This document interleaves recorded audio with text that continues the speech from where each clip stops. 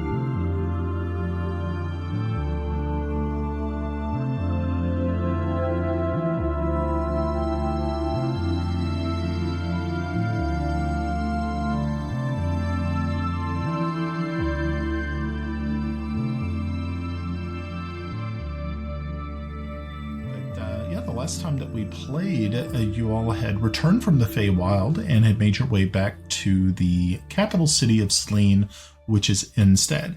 When you arrived, you realized that there was something very, very wrong in that an assassin had actually taken the life of our beloved Melda Belmeadow, who was the Princess Melda that everybody knows, the one that had been kind of with the party since day one.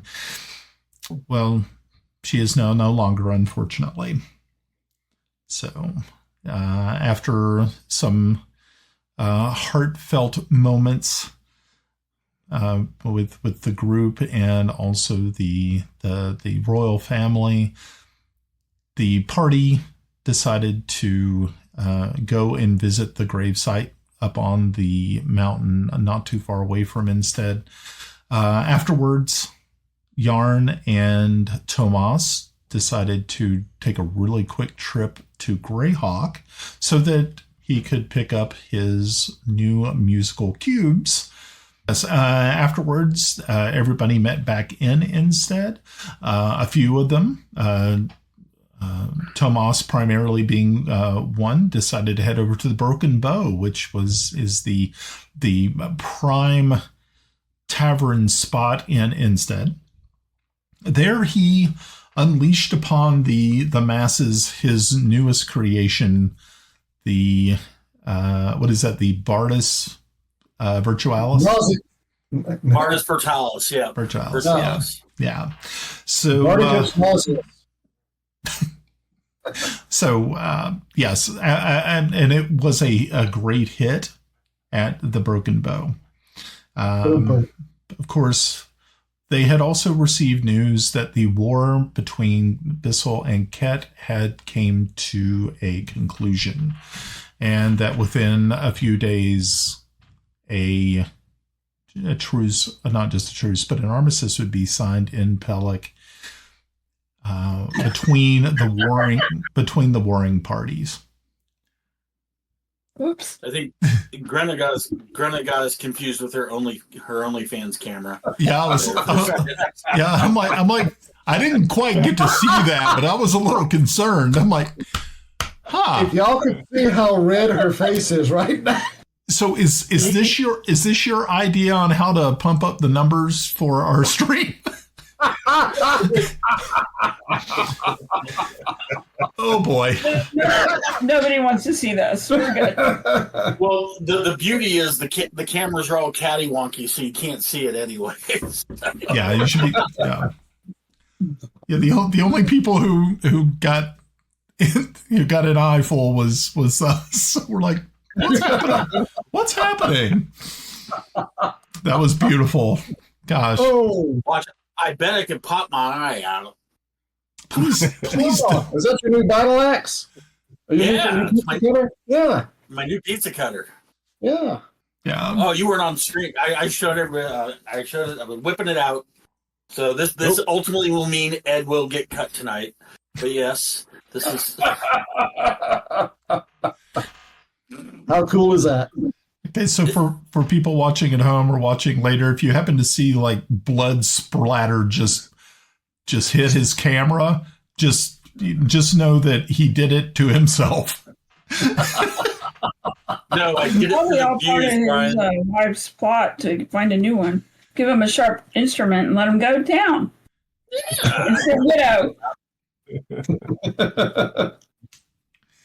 Oh man. Okay. So I figure what we'll do is we'll go ahead and do introductions. So let's start off with a I don't need an introduction now. Do you just want to put your link at the bottom there? Members Hey, only. I think she does feet stuff. Oh. Okay, I think we need to. I think we're okay. I think we don't we need were that. doing introductions, right? Yeah. I am Melinda. I play Grenna Babbleboots, an appearing Gnome thing.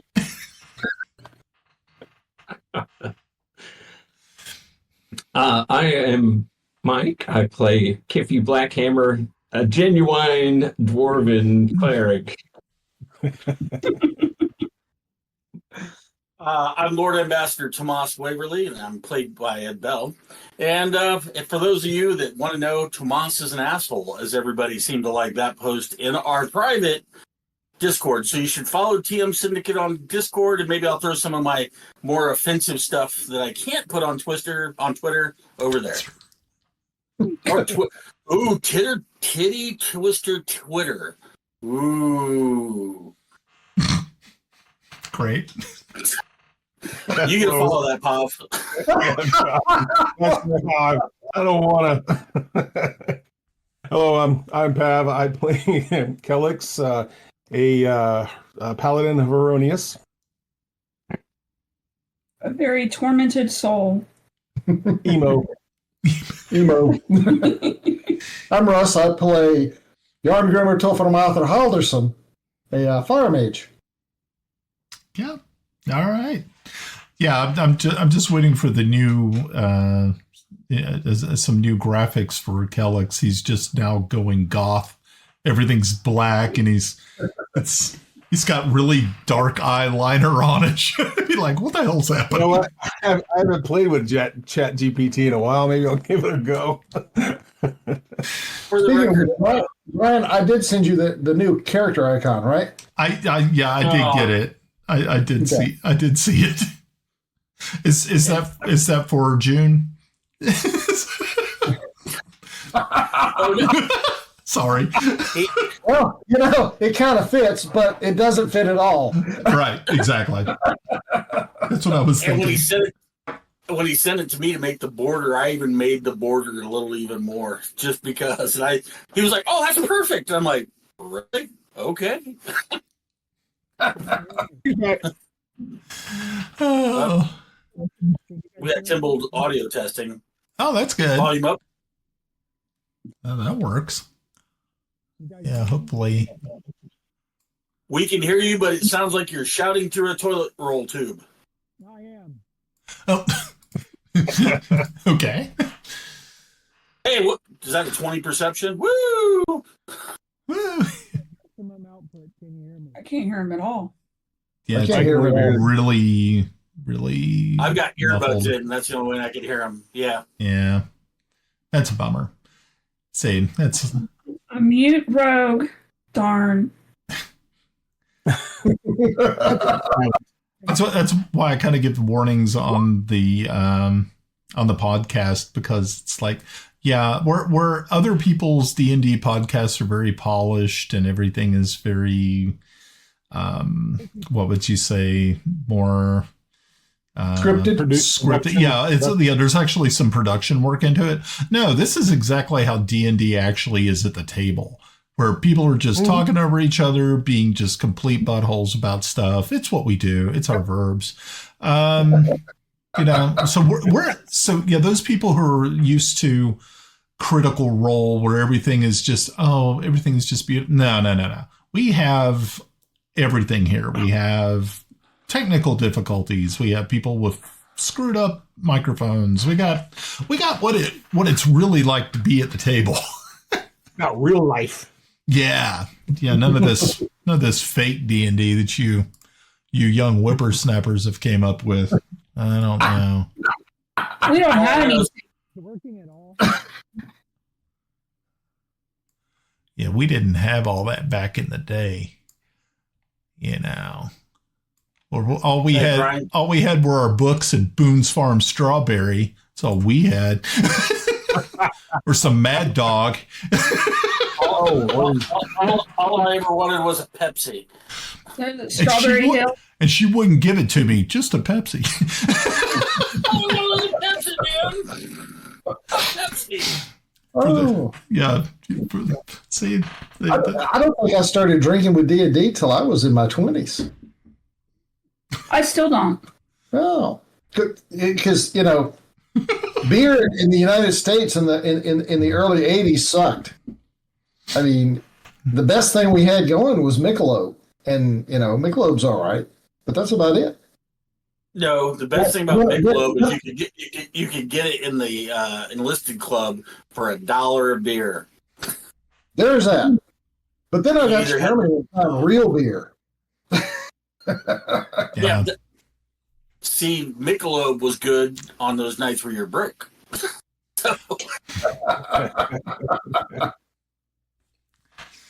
Now that's when you go for other people's beer. Yeah. Well, funny story. Won't reveal names. Russ has heard me tell this story, but since we're waiting on Albie, it's at a bar one time and with a certain person, and while we were sitting there, some guys were hitting on her, and she was getting kind of pissed. Oh man! So she got him to buy us some drinks, and then while she wasn't looking, she reached down and pulled out a whole bunch of her pubes and put it in one of the dude's beer, and he didn't notice. Oh, that's horrid. Wait till the kicker. No, I'm not even. I'm just going to leave it at that. No. You gotta have the kicker. You gotta have the kicker. I've already gotten one Jesus comment from Stephanie upstairs. Okay, all right. And I'll do the kicker. Then she looks at the rest of the table and says, "That's the closest he's getting to that ever." Okay. For the record, now I got a really. So, hey, Steph, you're like the school teacher in Peanuts. Wah, wah, wah, wah.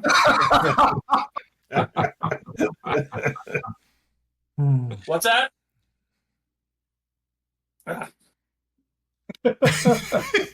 I noticed you muted that when she said something, Ed.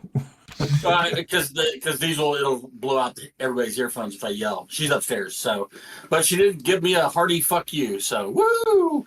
Hey, that's good, Brian. Yes, you might want to either Melinda shift down herself in her chair, or you readjust her camera. Oh yeah, because it's all camera love. Last time yeah, we were. There you go. Is that better? I can fix this. Hold on. I mean, it was okay.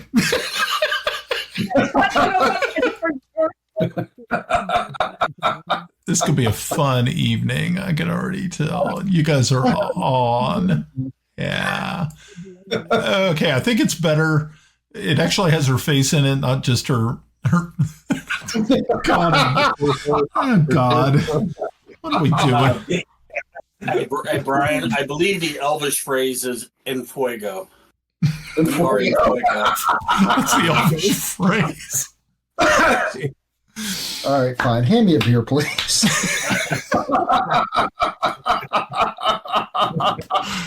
Oh my God. Oh. It's like it's like on nights when we don't play D&D, we should just do this. We should just be hanging out and just saying stupid shit like this. I'm good for that. Yeah, for the record, I probably am just hanging out saying stupid shit like this. So just not with us, right? So tonight we have Erdinger Dunkel. Oh, nice. I'm not familiar, but you're not familiar with Erdinger? This was my go-to. Is that your Yeah, go-to? well, because he's not from Nuremberg. He's not from Nuremberg. Oh, okay. Yeah. That's right. I was stationed further north. You're up there with that weird stuff, that sour beer. Yes. Oh, sure. Kirsch, yeah. Yeah, that stuff up there by Bremen. Kolsch. There we go. There we go. Oh yeah. Oh no. Yeah. We tore up a lot of Grolsch up there in northern Germany. Yes, we did. The style of beer called Kolsch. Kollosh. Cool. It's a sour beer. It's one of those that I took. I drank it one time and I went, ooh. And then 6 or 7 later, it was much better. Yeah, I guess it's an acquired taste sort of thing. But what we would do is we go into town and find a place that had what's that stuff called? It's not German. Shit, now I can't remember. It's from Ireland. It's like that. It's like the stout. Guinness. Oh yeah. Yeah. I mean, I love Guinness. I mean, I can drink. I can't drink anymore. I can't do that anymore. But when I did, man, that was one of my go-tos. I really liked it. It was good. My son loves it, but I don't drink anymore. So it's a shame. One night at one of our company's users conferences, and Mike knows these stories never end well. But and somebody bet me because I ordered a Guinness and they looked over and it was empty, and they said, "Did you just like slam that?" And I'm like, "Yeah, I can drink a Guinness in 5 seconds." And I'm like, "No, you can't." Oh my god! Sure, I can. Knocked it back. They're like, "I bet you can't do that again." And I had many of those. But that was actually the first users conference. So whatever repercussions happened at any of the users conferences after, the precedent was set. Nice. In Manchester, England. God damn, fuck that. Oof, what a dirty town. No offense to our English listeners, which are Dude, no, Manchester is a shitty town. It is the Gary I've lived in England for 20 years. Yeah, they're not offended. It's the Gary, Indiana of Britain. Is that what you said?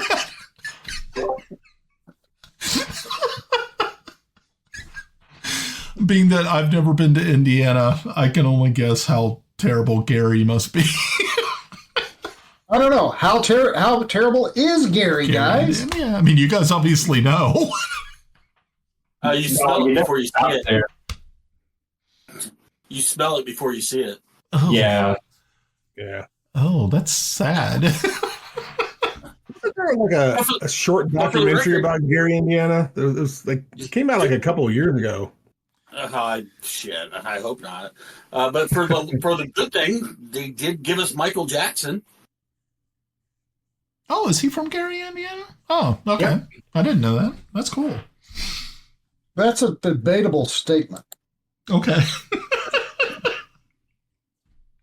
And for the record, just outside of Gary is a town called Joliet, Illinois, and that's where the Blues Brothers were held up in prison. Yeah, that's where we got Joliet Jake. Joliet Jake, yeah. I watched that movie the other night. One prophylactic used. Soiled. Yeah. But the fact they got Frank Oz to do that part blows my mind, makes me laugh every time. Yeah, that is good. Oh, for the record, hey Russ, while waiting on Glenn, another subject. Let's get it in there. New PBR, a PBR Pabst Light. Can't get the can in there. There we go. White can. It's actually really good. Yeah, it's like drinking mineral water to me. And but at the calorie count, but if we drink that, if I drink my equal normal of Pabst, plus take a couple shots, I'm good to go.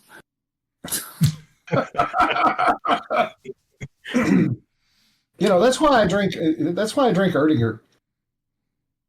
After 2, I don't care. Because we can't get any Castle or Cloister on decks here. Yes. Well, unfortunately, fellas, I did not get anybody calling or contacting me about Dracula's blood. So, sorry. No Dracula's blood for you guys.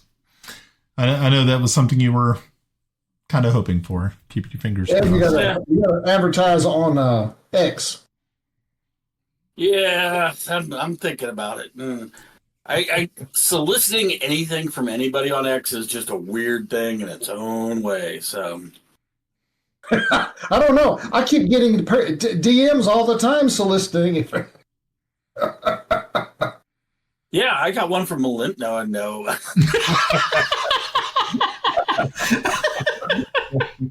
Was I drunk? Could be. I don't know. Well, since I don't have I didn't want to subscribe to OnlyFans. I don't know. So anyway. I don't know where our luck is going to be with Albie. I think he's left his camera up, but I think he's still working on audio. Okay. So. Oh, that's Albie good. has left the building. No. Well, I mean, we can go ahead and move forward. Because I mean, it's. I'll play his character. I know how to do it. No. We're backstabbing everybody. You get a backstab. You get a backstab. You get one too. And because I vote for Winfrey, I want to do this. He's the uncanny dodge. Whee! He's the Oprah Winfrey of murder hobo economics. You know, I got to admit, guys, we've done really well on that. We have never become murder hobos. We've become wandering arsonists. Oh, yeah. Oh, yeah, you have. Well, the problem is we don't know what the casualties. Brian Kender said, "Go ahead and start." He's having all kinds of tech diff. Okay, all right, that's fine. Okay, but well, I texted him to leave his camera up while he's working on it, so it doesn't scripters. So yeah, that's cool. Thanks. Alrighty, so yes, where we left off is you all were instead getting ready to make your trek to Pellak in Bissel for the armistice meeting. And I'm going to let you guys kind of figure. I think you had at least an evening before you had to make the trek, but you could always leave earlier to actually go to Pellak. That is completely up to you. And also remind you, I don't know if you remember or not, but you. Oh, look, it's Albie. Margrave Truelight actually gifted you all a house, a manor house, actually, right outside of the city of Rabakel. So make sure you keep that in your brains, because that's kind of your all's property. It might be somewhere you may want to, something you can develop later or whatever. Just thought I'd remind you. So what would you like to do? What manner of house is it? One with which you live in. Okay.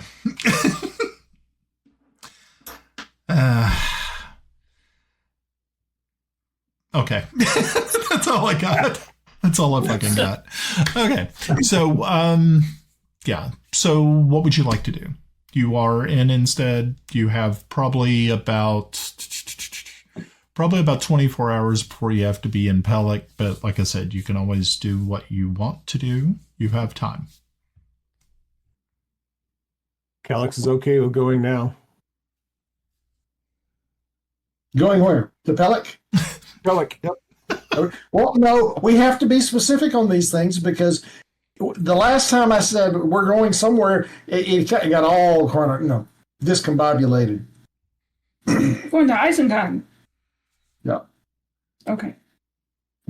Going to the abyss if we're not careful. No. Well, we do have that little black sphere.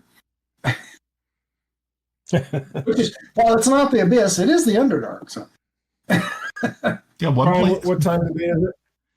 Let's see. Right now, it is probably more closer to you probably don't have 24 hours. You only probably have like 18. More like dinner time in instead at this time. Yeah, because that's where we kind of left you guys off after Tomas went to the Broken Bow and gifted them with one of his cubes. I think we should just hang out in Instead tonight and then go to Pellak in the morning. If you keep calling them cubes, I'm going to call this device the Cube of Wondrous Power, so then you're going to say Cubes of Wondrous Power at some point. Hey, you never know. Okay. So is he yelling at you again? So, as you can see that there is preparations being made for the Queen and Prince Val to actually be, they're going to be making the trek over to Pellak in the morning. Most likely they would probably, you won't have to worry about opening up a portal for yourself, Yarn, because Moore's Ivy is going to be taking care of the travel arrangements. You guys would just need to be in the Mage's Tower in the morning for him to go ahead and make sure that you all make that leap. So, cool for me. Yep. So that's one thing that you don't have to worry about. It's nice when there's another wizard hanging out doing stuff. Which reminds me, I need to check my spells. Oh, yeah, if anybody's, I guess we've got a long rest if we haven't done one yet. Yes. So. Yeah. I would say that you've definitely already had at least one long rest since you've returned from the Feywild. Definitely had. So that's good. Okay. So you end up dining with the royal family in the castle there at Instead. Is there anything that you want to? I mean, like I said, they are sitting there. The people in attendance are, of course, the Queen, Princess Asenath, Prince Val, Sabah is there as well. And I think Shira and Moore's Ivy would definitely be there also. So since everybody's sitting and eating, not a lot of conversation. It's still a very sort of subdued situation there inside the castle. But you can see that there is definitely some, definitely people packing some things and stuff. You kind of figure that the Queen and Val are probably going to be in Pellak for at least 2 days, maybe 3 tops, because they're on top of there being the actual signing of the armistice. There is supposed to be a sort of like a victory celebration afterwards. So that is something that you all might want to explore. Maybe. We'll see. Hey, just to give you guys heads up, it looks like we're getting a severe thunderstorm just rolled in, so just in case I drop off for some reason. Awesome. What more can go wrong tonight, Brian? Oh, let's see. Ooh, I could go to liquor. You're gonna what? Do what? I was just going to go back to the pizza cutter. Like, next thing I know, all you see is, like blood splatter spray. That's where I was thinking. I'm like, oh, well, that could happen. Okay. Well, that's fun. Yeah. So. It'll be views. Oh, yeah. Yeah, there'll probably be some questions. Maybe a visit from the police. Stupid cat. Aw. Kitty cat trying to murder you? Knocked over stuff on my electronics. Oh. Knocked over liquid on my electronics. Oh. So if I start going all crackly, Okay. If we hear like a very kind of a strange loud buzzing noise, like electricity traveling through the human body, and you just kind of flop backwards and be like, oh, well, that happened. So Brian, we're good, yeah. I figured out what's wrong. What's wrong? We're in a vortex right now because this is the day that Ferris Bueller took the day off. That is true. That is true. We're in a temporal vortex. Yeah. I figured it out. Okay. Well. Yeah, it's. I think it's been one of those weeks where a lot of wild stuff actually happened in history. Because I think yesterday was the day that the Killdozer guy went through. Mm-hmm. Yesterday was always also Midway. Yeah. Okay. So is there? It's like you're sitting at this table, food's being given to you and things of that nature. Like I said, it's been pretty quiet, but you can see that it's just, like I said, very subdued. I don't know if you all had anything that you wanted to ask or talk about or share your feelings or whatever. Well,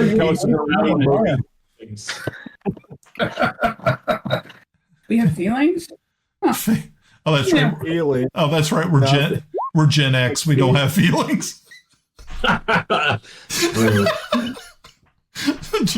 We don't have those. I don't know what y'all thinking. Okay. Well, if that's the case, if no one has anything that they want to bring up or talk about at the dinner table, then once everybody has had their fill and everything of that nature, the footmen and servants come back in and clean off the tables, and the queen stands and excuses herself. Says, so I will see you all tomorrow morning, I believe. She looks over at Moore's Ivy and says, Moore's Ivy, is there a specific time that you would like us to be present? And he just says, well, my queen, if it would be possible, I think you arriving, I think the optics would be better if you arrived, of course, not too early. Of course, we don't want to be, of course, fashionably late is always wonderful, but not in this situation. So I'm believing that a 9 mid-morning would probably be our best bet. She agreed, said, of course. So I shall see you all tomorrow. And she excuses herself. After she leaves, Val kind of perks up for a minute. And he says, well, I didn't really want to say anything in front of Mother, but it seems as though I have a copy of the list of those who will be in attendance tomorrow. I thought maybe you all might be interested to see it. Yes. So if you go over to your NPCs that you've met at the very, very bottom, you will see the Armistice of Thornwood meeting. And there is a bunch of people who are going to be actually present at the meeting. Of course, if you have any questions or you may have some insight into these people, I will be happy to provide more information. But of course, if you don't really have any questions about them, or you may not know who they are, then that's all fine and dandy too. Well, now I gotta go look. For the record, I've been watching The Crown, so I'm all ready for this kind of stuff. How far have you got into it? Have you gotten to like? It's a rewatch. It's a rewatch. Oh, it's a rewatch. Okay, then you already know. Okay. I think it's incredibly well done. The show's phenomenal. Yes. I think the episode with the Aberfan catastrophe. Oh, that was hard. It was a really good episode, but okay, I digress. So, well, I wish I was a fly on the wall when Charles, Prince Philip, and the Queen watched a few episodes. That's all I'm going to say. So, because you know they hated their depiction. So anyway, NPC shit.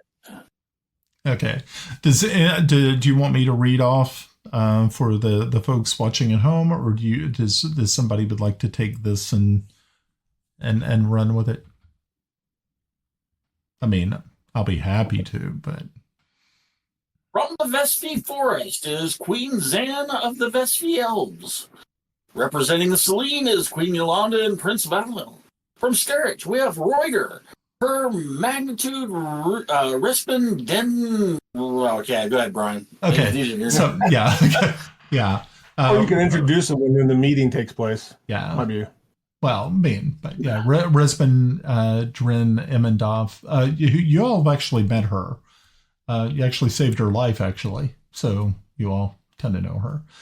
From the yeomanry, you have Marius Linden, freeholder, spokesman of the Yeomanry League. Have I met them? You know of them. You've been to court. You've never actually talked with Marius, but you do know who Marius is. If you saw him in public, you would know him immediately. Okay. Yeah. From the Grand March, you have Magnus Varanian, commandant of Grand March, who is a steadfast ally of Bissel and the Yeomanry. You also have the Canon Hazen, the Shepherd of the Faithful, ruler of Valuna, is there as well. Of course, from Bissel, Sir Timothy Truelight, the Margrave. From Ket, you have Empress Ela Alzar. And representing Zyf, you have Saya al-Khatib, who is an ambassador of the Empire of Zyf. Some of these people you know. Most of them you don't. Or at least you've heard of them. We could start our plan of taking over the entire area by wiping out all of these people. Fireball! I have the whole no murder hobo things, right? No. Down the drain quickly. Yeah. At episode 56 is when everything changed. It's like the Dungeon Master kills off a beloved NPC, and everybody just said, "Screw this guy. We're gonna derail the hell out of it." Brian. You're forcing me to make a will save. I'm just telling you. That's my worst. And that's my worst. I'm sure it is. Oh, yeah. Damn. Oh, an 18. Damn. See, you were able to hold it together. I love it. Okay. So with that, he says, "Well, I believe it's probably time for us to retire." He looks over at Asenath and also Sabah and says, "Well, I believe it's time for us to go." He looks over at you once again, Kelex, and he says, "So I guess we will see you all tomorrow morning, bright and early." Yep. Good. So we'll see you then. Great. Perfect. And they excuse themselves. So now you just find yourselves alone in sitting at the table in the dining hall, sort of as you sit there digesting your food. Is there anything that comes to mind? Any plans? I'm assuming we're just there to this meeting tomorrow as a kind of a formality. Yeah, it primarily is. It's not like you're going to be asked to speak. You are representatives from both your countries and your peoples. Of course, you, Kelex, being a member of the military of Bissel, and also played a major part in its victory. You of course will not be asked to speak or anything of that nature, but of course having you there is important. And it's also the same with the rest of you. Tomas from the yeomanry, who is the master ambassador. He of course needs to be, of course should be present. Grenna, is that he needs to be present, or he wants to be present? And he's going to force himself into it no matter what. It's not like you would have to really go, but it would be kind of, you being a part of this group. Oh, fuck yeah. Fuck yeah, I'm going. Oh no, of course you are. Same with Grenna. Grenna being a member of the military of Bissel, and also, holding no longer a junior officer rank. She's kind of up there. So, yeah, she's kind of the same with Kiffi. Same sort of deal. He is a representative of his people who came from the mountain to help defeat the cat. So there you go. From this meeting standpoint, he's the only dwarven representative. So he is the only dwarven representative. Sorry, Mike, I'm putting you in. Yeah. But really about the only thing that is going to actually occur is the signing of the documents. And it's really, you all are there to witness this and the signatures of to stop the fighting. And you were also kind of thinking, but you have not heard, or you do not know if Aravistrax will be present. But it would not be surprising. It wouldn't be too much of a surprise if she did show. But she would probably not be in her dragon form. That would probably be kind of a little much. No. Run. So I guess what Kelex was just basically asking, this is a formality for us, Yes. What do we want to do afterwards? What is our plan? We're supposed to go into the other life tree, or finding the other life tree. And we have the sister in the middle of the desert. Yep. And we have the Greyhawk Greyhawk Consortium too, which we can just zip over there.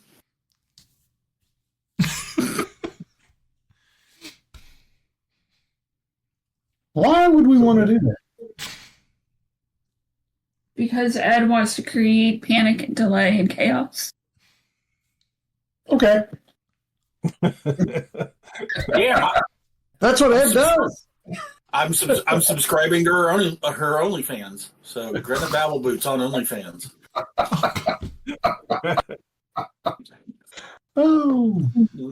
Oh boy. Okay. Bareback on bubbles. Oh. Okay. Yeah, I'm sorry. There's a lot of countries that have laws about that. Okay. So the United States being one of them. Okay. Nice.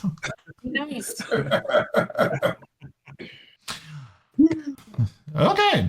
So, yes. Yeah. I guess the question Kelex is asking is the group. He's saying after this meeting, what is our next task that we need to get done? I mean, the life tree, the prophecy, our delay in the Feywild cost us 2 months. Yeah. I think we should prepare and go get the boat and get going. Naboot. Because we're going to get there when we get there. I mean, That was profound. no, I think I honestly think that there are forces of some type that would get us there to the place we're supposed to be at the right time, if we're making the correct decisions. We know we've done that. Yes, I realize that that's a rare task with us, but Brian, I tipped Grenna 10 silver pieces on her OnlyFans page. What? he's tipping you money on your OnlyFans page. Because she tore down yarn, so I thought that was funny. Oh, look.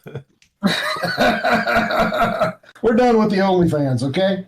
Oh, man, no, we're not. I've got a picture coming up. Oh, no. Oh, God.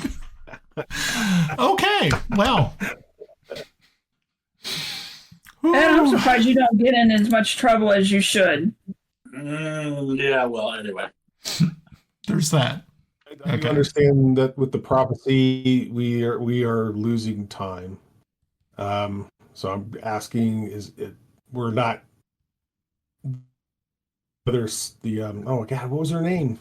The sisters in the desert, Brian. Satasha. Yeah. Satasha, yeah. And you can see Kelex when he doesn't choke, he just stops for a minute with the loss of the queen's one daughter. Should we not at least attempt to save the other? If we had more intelligence on it, I'd be all for it. But at this point, we know she's in a tower somewhere in the middle of a desert. That's not really enough to do to plan an op order. Okay, Kelex, understood. He looks at the rest of the group. Your thoughts? And I gotta see what. Whoa. Tomas doesn't have thoughts. He has random numbers. It's like a pinball machine in there. So it's not OnlyFans anymore. It's only fans. So and you just posted that to me, Ed. You didn't post it to the group. No, I got it. Yeah, everybody got it. So all right. Oh Lordy. Oh boy. Okay. I'll have to. Let's see if I can see that on the phone. I got to see this now. I know it's terrible. I shouldn't be entertaining this, but It's not as bad as he could have made it, I guess. I don't know. I'm sure he could have. Yeah. Don't give him a challenge. Challenge. For the record, I'm not going to post this on Twitter until I actually register this domain name because I guarantee it's available. Are you really going to register that? What is your plans with that? I don't know. It's to be determined. Yes. There's that word plan again. Yeah. The many shapes of Grenna? 4 points or something else? No, She's like Mystique, you know? No, she's like Mystique. Oh, wow. There we go. Which one is the real me? Yeah. Yeah, being that, you do have that ability to shapeshift. And, that's something. That's all you're doing, Ryan. I came so close to owning Gorn porn and just loading Star Trek memes up of pornographic Star Trek memes, but I can only get .net. Oh, bummer! Wow, that sure puts a monkey wrench into that plan, huh? It's not the weirdest shit I've ever done. Shut up. So, what major your thoughts, Grenna? Well, I think we should. What should we do? The absolute minimum that we have to do here, and then proceed with the thing that's stopping the end of the world. Yeah, we need to stop the end of the world before we go rescue the sister in the desert. She's not going anywhere. Yeah, she's already done her damage anyway, so. Yeah, I mean, the worst we're going to have to do is put her in a straitjacket and hope for the best. Point taken. Lord Tomas? I concur. I'm in the business. I'm in the middle of a transaction. So yes, I now own onlyfans.com. So Oh, Lord. What I do with it, you guys just stand back and watch. I think we should take a poll here and see what happens. Oh, here we go. Okay, we're gonna start a poll. So there you go, Brian. We got Yarn, I've already heard you're still I know your choice. I'm with you, fellas. Okay. Timble, if you can talk. Are you being the quiet one tonight? Yeah, you're still But he's writing, so that's the best part. Typing. Yes, he is. Yes. He's in the roll d20. Yeah. Oh, is that where's that? Okay, I heard him pop it a minute ago. I didn't catch him there. So. Yeah. Got it. 4.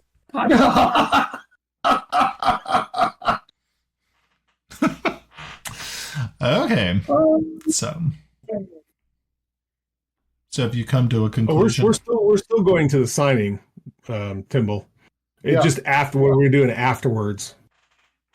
I'm tailoring my spells for both discovering and killing. Sounds like a plan. Well, no, I have to think about that. Am I going to go area of effect and get everybody? Or am I going to...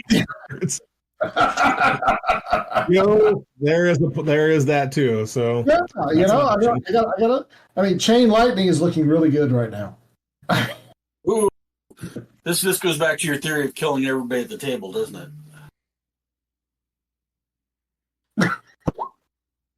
Are you saying Yarn is the Drow assassin disguised as Yarn? Ooh, now there would be some fun. That would be fun. Sounds like a trap. Looks like a trap. It's a trap. All right. Make him a mimic.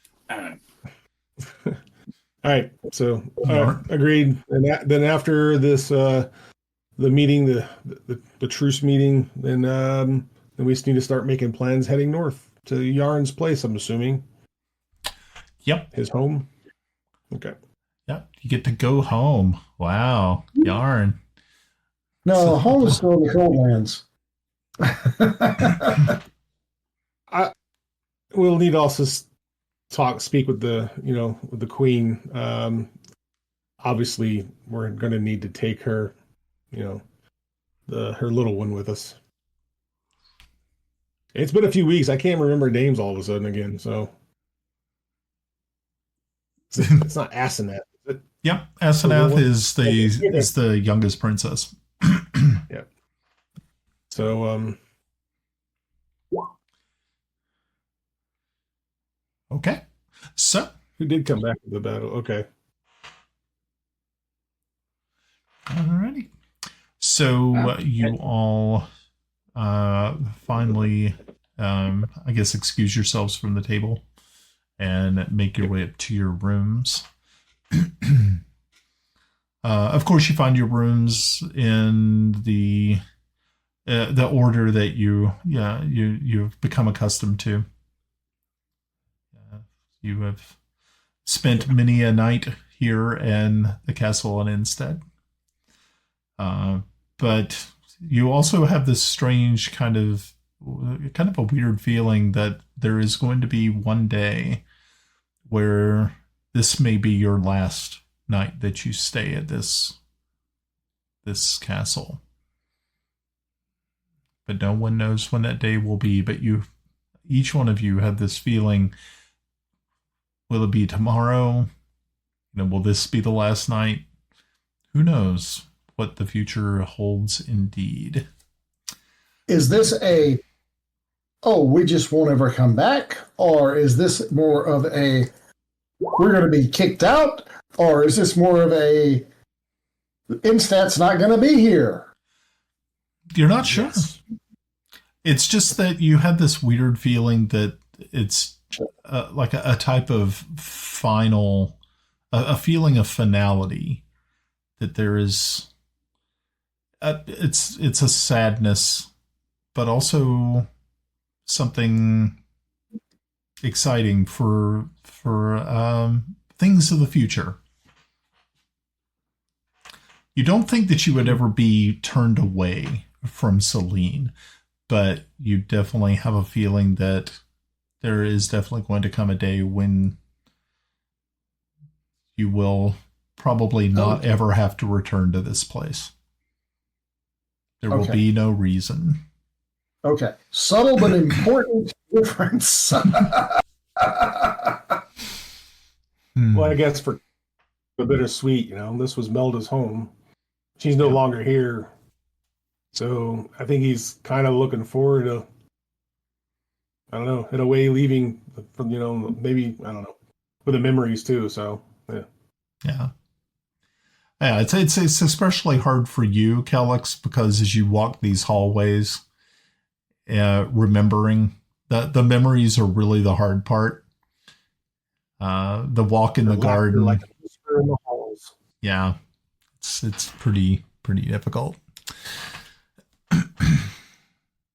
Oh, hold on a minute. I can probably try to fix that. I could probably fix that. Let's see if I can. Hold on one moment, folks, while we try to fix something so that we can let Al be in. Hear the melodious voice of Timble.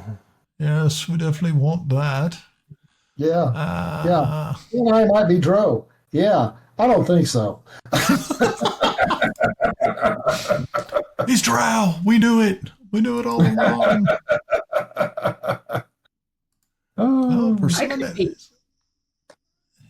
For some reason, it will not let me add. Oh, there it is. Okay, cool. Hold on. Okay, so I have added some more. So you should be able to get in now, hopefully. Okay, yeah, hopefully that'll fix it. I don't know. We shall see. Alrighty. Yeah, it was. Can you hear me? I can. This cocksucking machine. Okay. Wow, that was. There you go. My melodious voice. You're a locust what? My melodious voice. Oh, okay. I thought you said you were like a locust. Walk like a locust. Not a locust. Okay. All right. So we're off like a herd of hurdles. Yeah. So you all retire to your rooms and you find yourselves deep. Once again, you find some rest. Now, of course, it is up to you how you perceive this rest. If it is not a good rest, you can let me know. If it is you sleep like that of the dead, then that works out too. So I'm going to be asking you individually how you rest. So Grenna, how was your night? Spent some time trying to see if I can shapeshift into an elf. It does not take you long at all to shapeshift into an elf because you've been around elves for many, many months. Probably within just a few moments, you're standing in front of a full-length mirror, and you are now much taller. You have your ears are much more pointier, and you have the. You didn't specifically say that there was a specific person, so you've just taken on the form of just your everyday female elf. So I don't look anything like me as no. Nope. Okay. Everything is completely different. But of course, all of your magical items, of course, scale to your new size. Okay. So that's one thing. So, is it easy for me to transition from one shape to another? You can. It's very easy for you to do so. The only thing that would change is if you decide to lock your image. If you lock your image, you have to return back to the Feywild to reset. I thought it was after 3 days. After 3, yeah. I mean, you can lock it after 3 days, but yeah. So, yeah, you have to be in that form for 3 days before you can lock it. Once you lock it, though, but you don't have to. I mean, you can switch back and forth at will. But remember, you can only do humanoids that are medium size and smaller. So I would be a short elf. Yeah, I mean, you could take on the appearance of a child elf. Okay. You could take on, I mean, really, like I said, anything from medium size and down. You can pretty much do what you want. Yeah. And so I could look like a little Kelex? Yeah. Yeah, I I guess. I mean, but you also remember that you also have an original form, which is your Fey form. And that's the one that you have to be really kind of careful with because your eyes will blind people and it will affect not just your enemies, it can also affect your friends. No one is immune to your gaze. Okay. I go back to being me and go to sleep. Okay, so you return back to your gnome form. Yes. Okay, cool. Kiffi, how was your rest? Well, considering that Kiffi spent the entire last session in the bar, he's probably going to be pretty good. Okay. So we'll say that Kiffi rested well. Maybe he had to get up in the middle of the night to make a bathroom run, but other than that, everything was cool. Yeah, okay. Fair enough. Yeah, that's cool. Tomas. So before he retired for the evening, Tomas and Morel did a couple lines together of his magic dust, and I slept really well. Okay. But I did wake up early, which allowed me to kind of poke around the surroundings to see, I'm just kind of setting the environment a little bit, Okay. Because short sleep. Okay. So as your eyes kind of flutter open and you kind of turn kind of facing the little nightstand that Morel has been sitting on for the last couple of days, you realize that he has a friend now. There's another one. So there's two of them.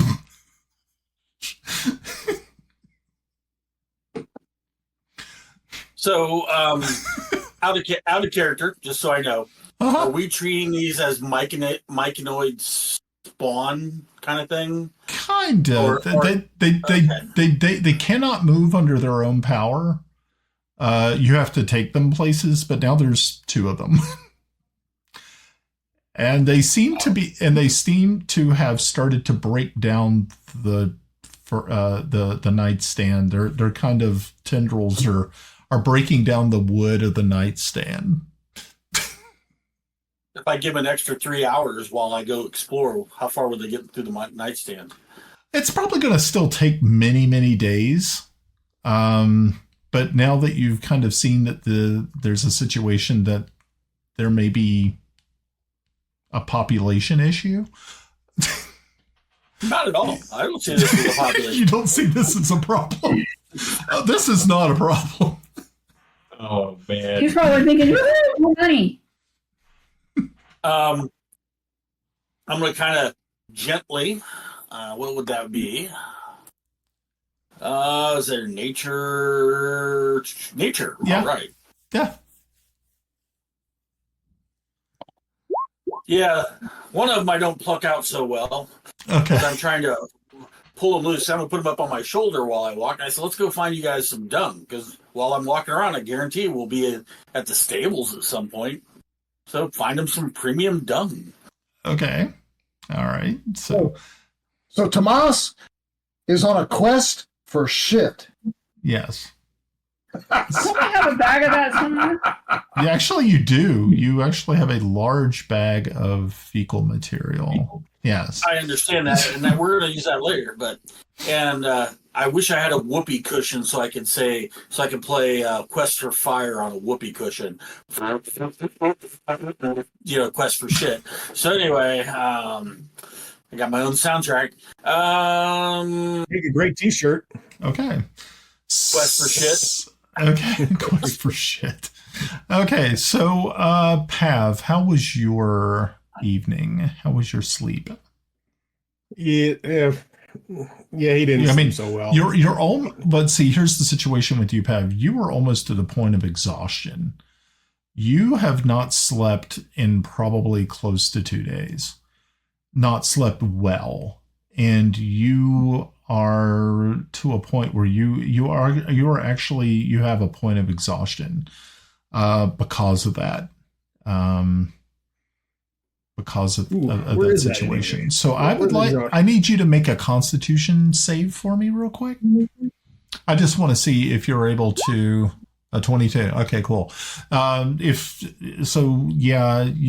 Your mind is still just completely swimming with all the memories, all the situations that you and Melda shared, the horrors that you were dealt with in the dungeon in Zyph, culminating to a point where you are standing over the oubliette in Instead as the embers of the bones of the drow assassin that is in the bottom of this pit. Everything is just weighs so much more heavily on your mind. So what is going to happen is you're going to get another point of exhaustion, and you will for the next day, all Constitution saves will be made at disadvantage. Roger that. Okay. Right, if he took some of the mushroom dust to get a restful, did he sleep a full night and remove that? It would probably wipe him out. He would probably sleep more than a regular 8 hours. It would probably put him down, but it would be in his state. It would probably be just a dreamless sleep, which he probably wouldn't mind. I mean, this is a guy with a lot on his plate.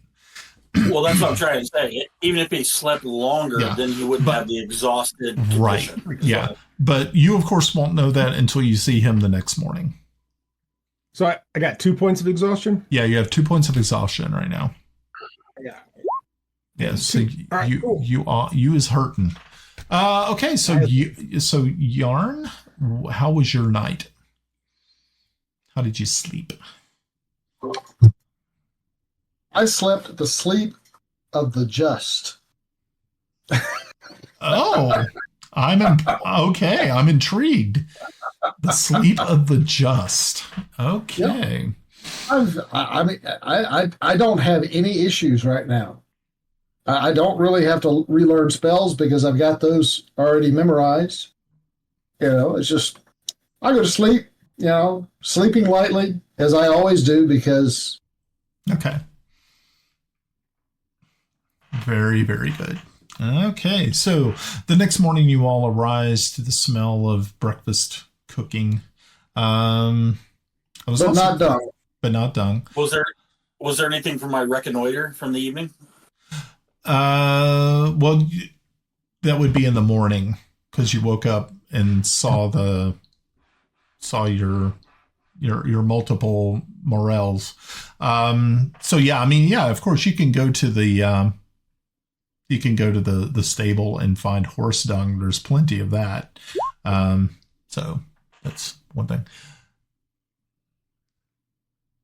Okay, I'm just sitting there reading the chat real quick to see what's up with Glenn. Didn't know if he was still. I'm here. Oh, good. Okay. I didn't want to leave you out, Glenn. Glenn or Timble, how was your night's rest? Well, when everybody went back to sleep and everybody was pretty much returning to their rooms, all the guests, I am going to be stealthing around looking because I don't trust these motherfuckers. Evil, down with Zyth. I'm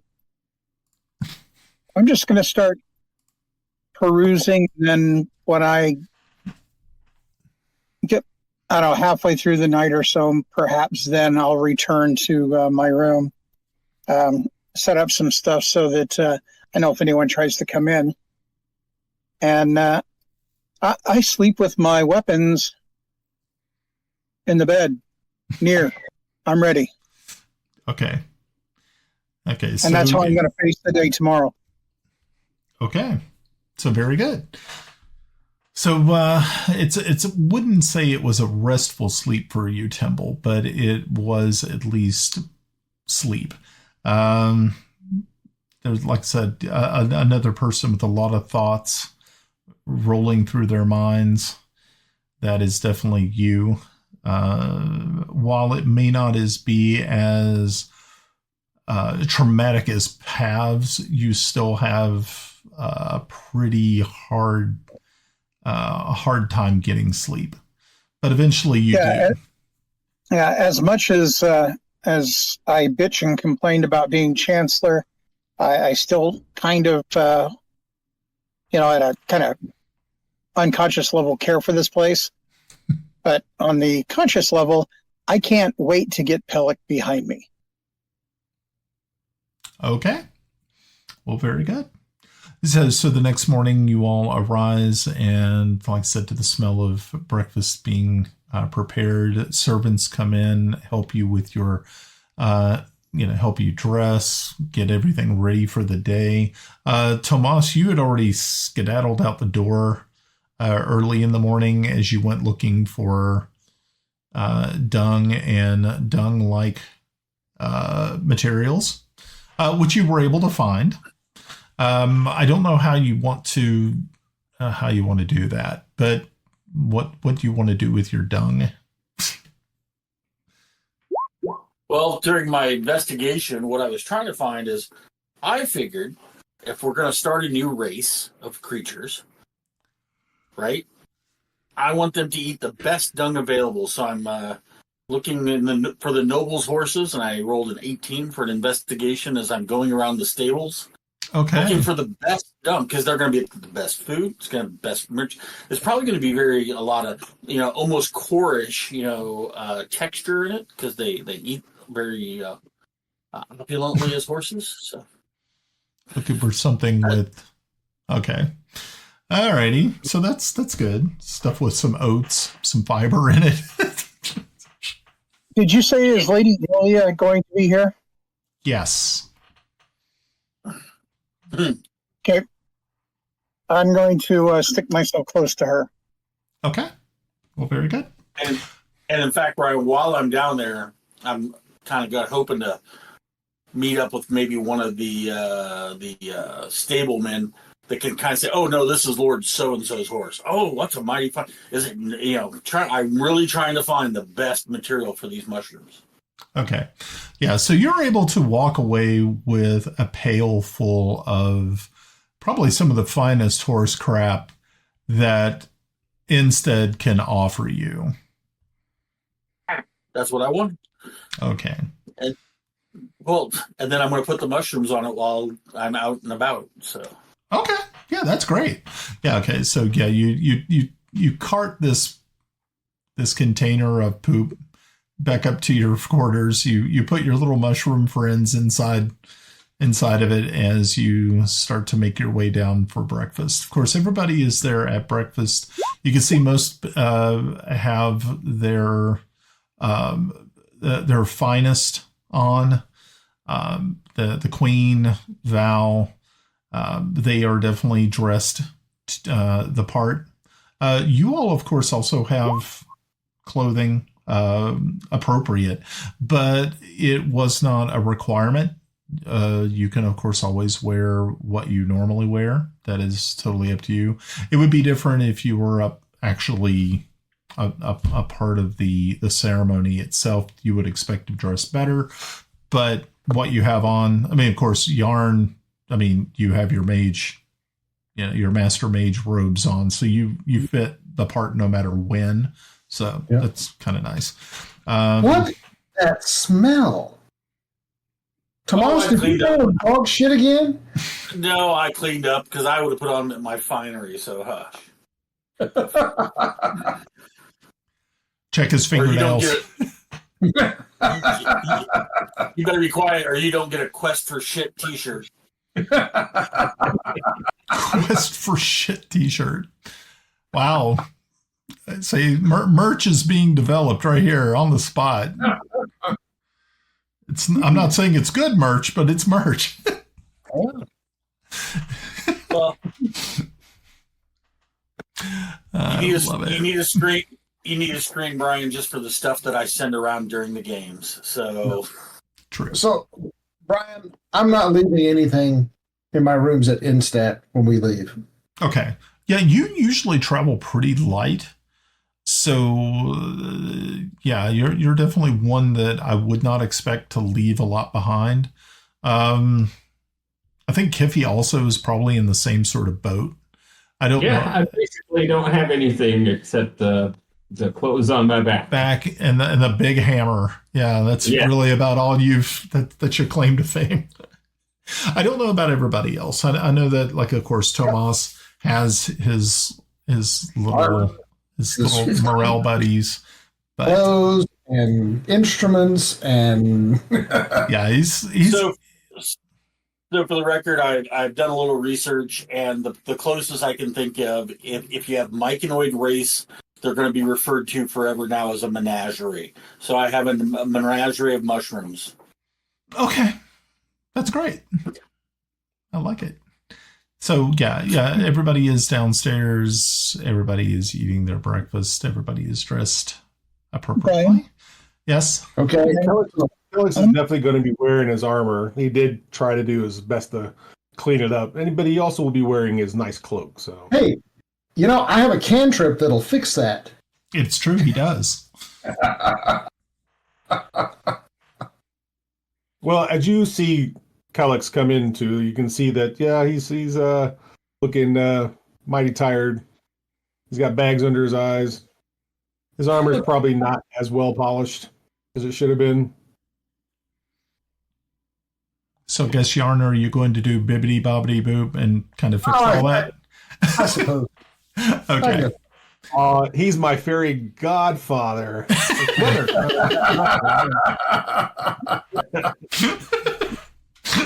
So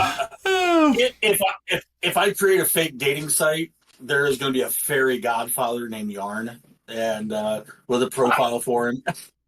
That's cool. I like it. That'll work. Okay. Yes? No. Timble will have his old robe of office on.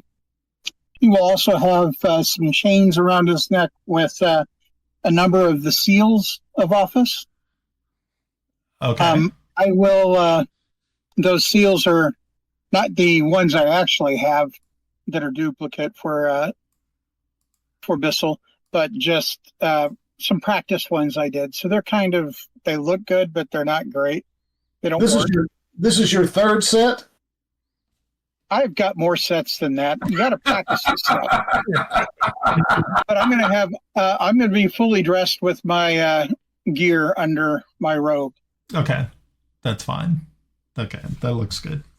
So at the ninth bell, you all make your way to Moore's Ivy's tower. As you all are standing there again, he appears and says, well, good luck to each of you. Enjoy yourself. Hopefully this will be something that we'll never have to do again in our lifetime. Hopefully. And he activates the portal as you see that the floor starts to glow. The runes on the beams in the ceiling also do such, and the portal opens before you. Okay. I'm going to wait to be the last one through. Okay. Oh, wait. I got a bear.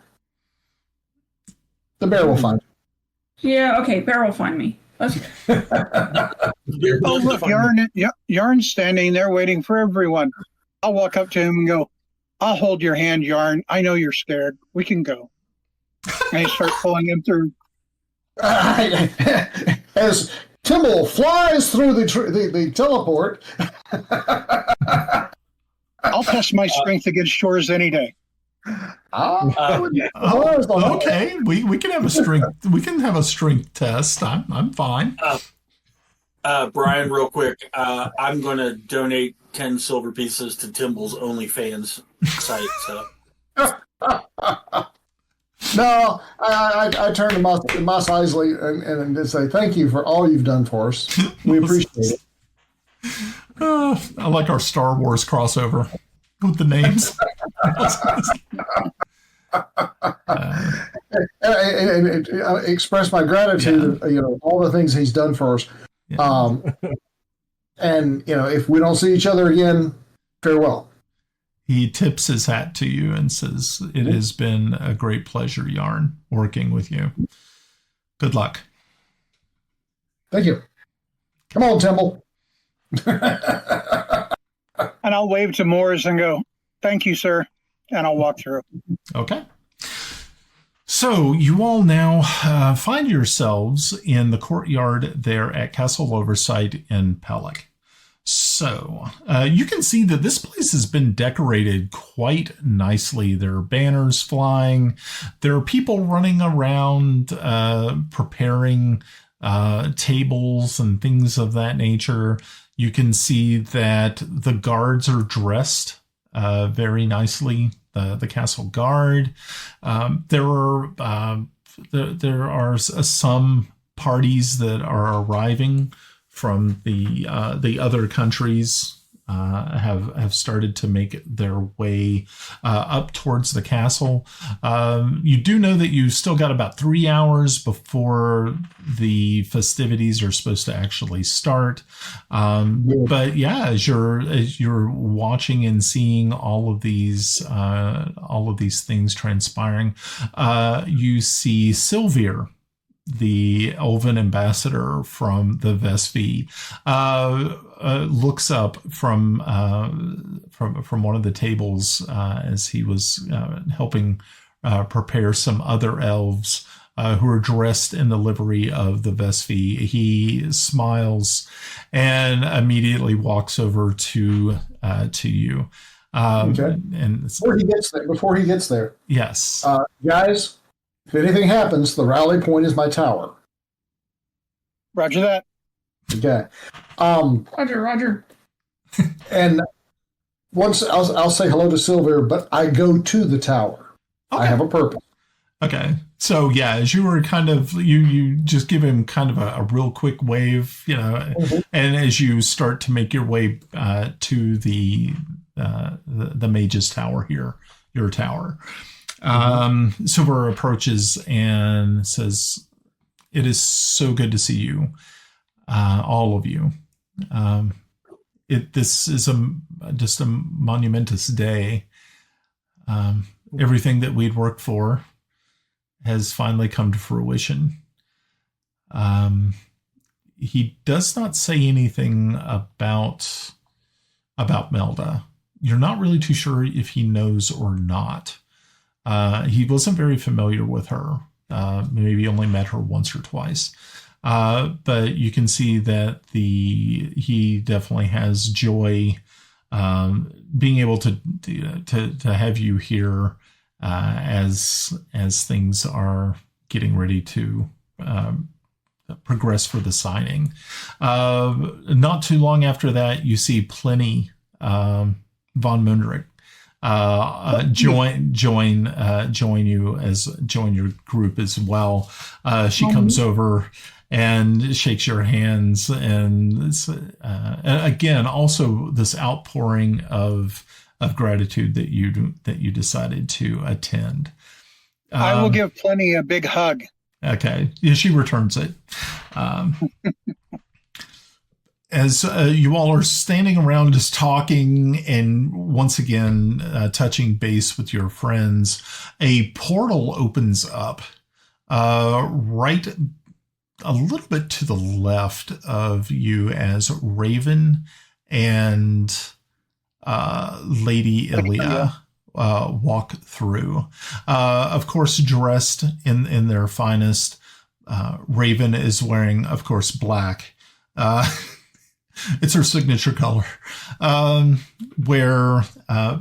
she has, it looks to be some sort of purplish flowers have been put into sort of like a small tiara that she is wearing. It looks a little, it's not out of place. It's just kind of strange. You've never actually seen her wear anything on her head.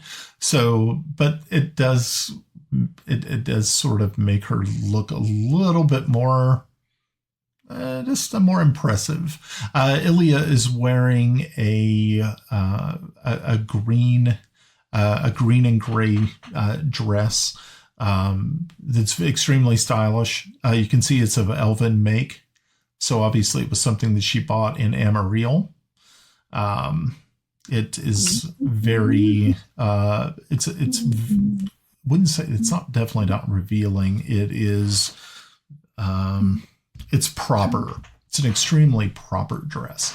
They, of course, once they pop out, they walk over, of course, and join this. They pop out of the dress? No. They pop out of the dress? No, they pop out of the portal.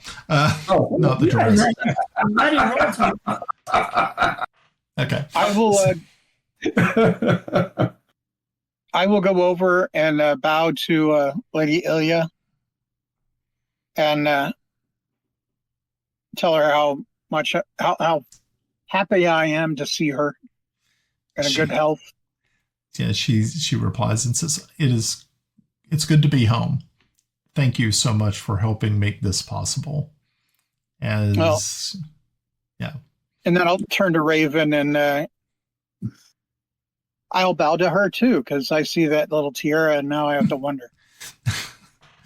She of course curtsies back and says, "Well, we're all finally back together.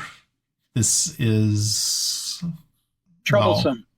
Well, it could be. No, I don't trust it. Well, that's why you're here, to make sure that everything goes properly, even though you're not the Chancellor any longer. Correct. Thank God. I'm going to then put myself on the other side of Lady Ilia, and wherever she goes, I'm going to go with her. And I'm kind of giving an eye once I'm there to Raven, hoping that she'll be there also on the other side. Okay. So, yeah, everybody is kind of congregating around. There are other portals that open. Other people appear. You see Bilius, the Archmage from Sterich, walk through, followed by Marchioness Emendov. My eye is on Resbin. Yeah, I will not. I'll not let her walk around without me knowing what she's doing with those that are with her. Okay.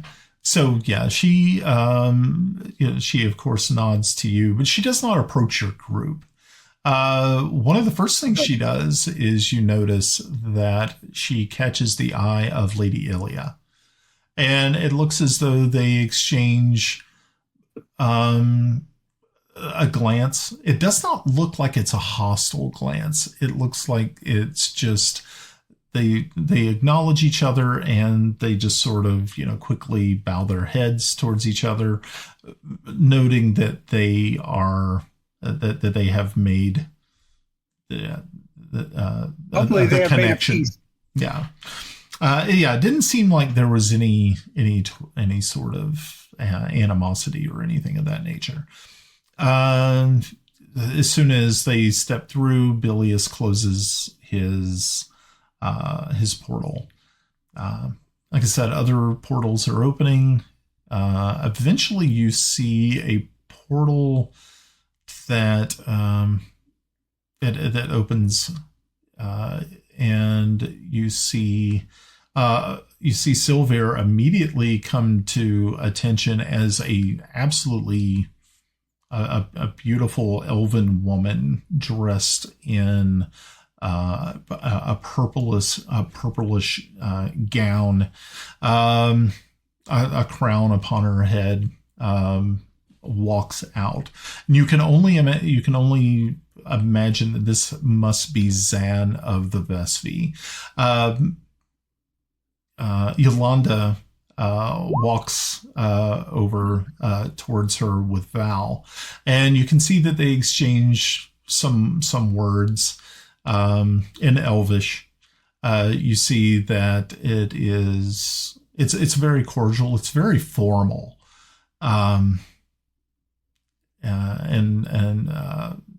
but after just a few moments, they both turn and they start to make their way into the castle itself, with Val in tow. So what would you like to do when you're standing here? Okay. So all the introductions, anytime anybody wanted to approach Kelex, he was very quiet and reserved. In his, maybe say a word here and there. That's about it. Yeah. But I'm assuming the meeting is starting soon, so we should. Yeah, I mean, you all have been out there for some time. Probably about an hour before everything is that the witnesses to this event are called into the Great Hall there in Castle Oversight. At the end of this Great Hall, there is a long table, which you can see that there are emissaries and ambassadors that have had the papers ready to be that were drawn up specifically for this occasion. You see that other people that you did not see appear must have arrived before you. You see Ela Alzar sitting to the right of the table.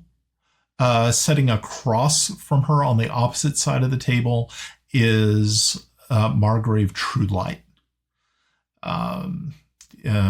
Sitting next to Ela is a woman you've never seen before.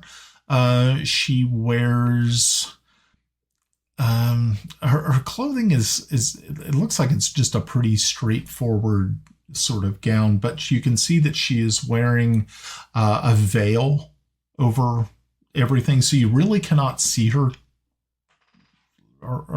really clearly, but you can definitely see her hands are resting on the table, and you kind of gather they're probably an older human. It's that's really about the best you can make out. But you really cannot see her face properly. Of course, sitting on the other side next to Truelight are several other gentlemen, and also you see the Marchioness Emmendorf takes her place there. So they are obviously the leaders of the combatant nations. Tomas, you also see that the ruler from the yeomanry had already arrived before you all and is sitting there next to Truelight. So yeah, you can definitely see it's an interesting assemblage of different peoples. Tomas is going to go and stand behind Freeholder Linden. Okay. Yeah, as soon as he sees you approach, he stands and turns very quickly, and he says, Sir Tomas Waverly, or should I say Lord Tomas Waverly. I stand corrected. This is wonderful. Your steadfastness. I appreciate you receiving me as such, although it's Lord Ambassador. Ah, of course. I'm sorry. I don't know if you've have you heard any news from your parents lately? None. In fact, that's why I was coming over to discuss with you quickly.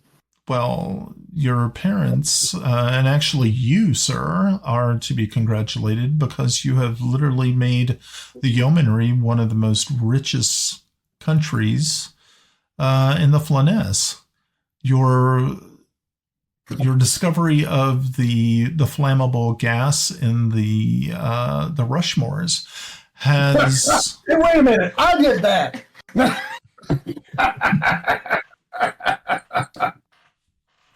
But I'm not there, so. I said, I'm with you. It's more of a we than a he. Yeah. A lot of you saw the power of this flammable gas. Only one person. I went airborne. I was the only one that actioned it. So. And when you were talking about it, I said I wanted my cut. Hush. We're gonna have to go back and play that session over. Actually, I actually have all the people did get a cut because it was his map because he rolled a nat 20 when he drew the map. That's right. I said, can you do a map for this really quick? He's like, yeah, sure. And he rolled a nat 20. So I've always had this in the back of my mind. So I'm pleased to hear that we've had great successes there. I had nothing but confidence.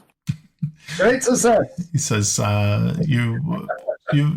when you do get a chance, I know that your parents are in Greyhawk at this time. I suspected as such. I'd seen a broadsheet, and again, I was going to inquire what is the consortium that's going on, and were my parents and perhaps my brother also there.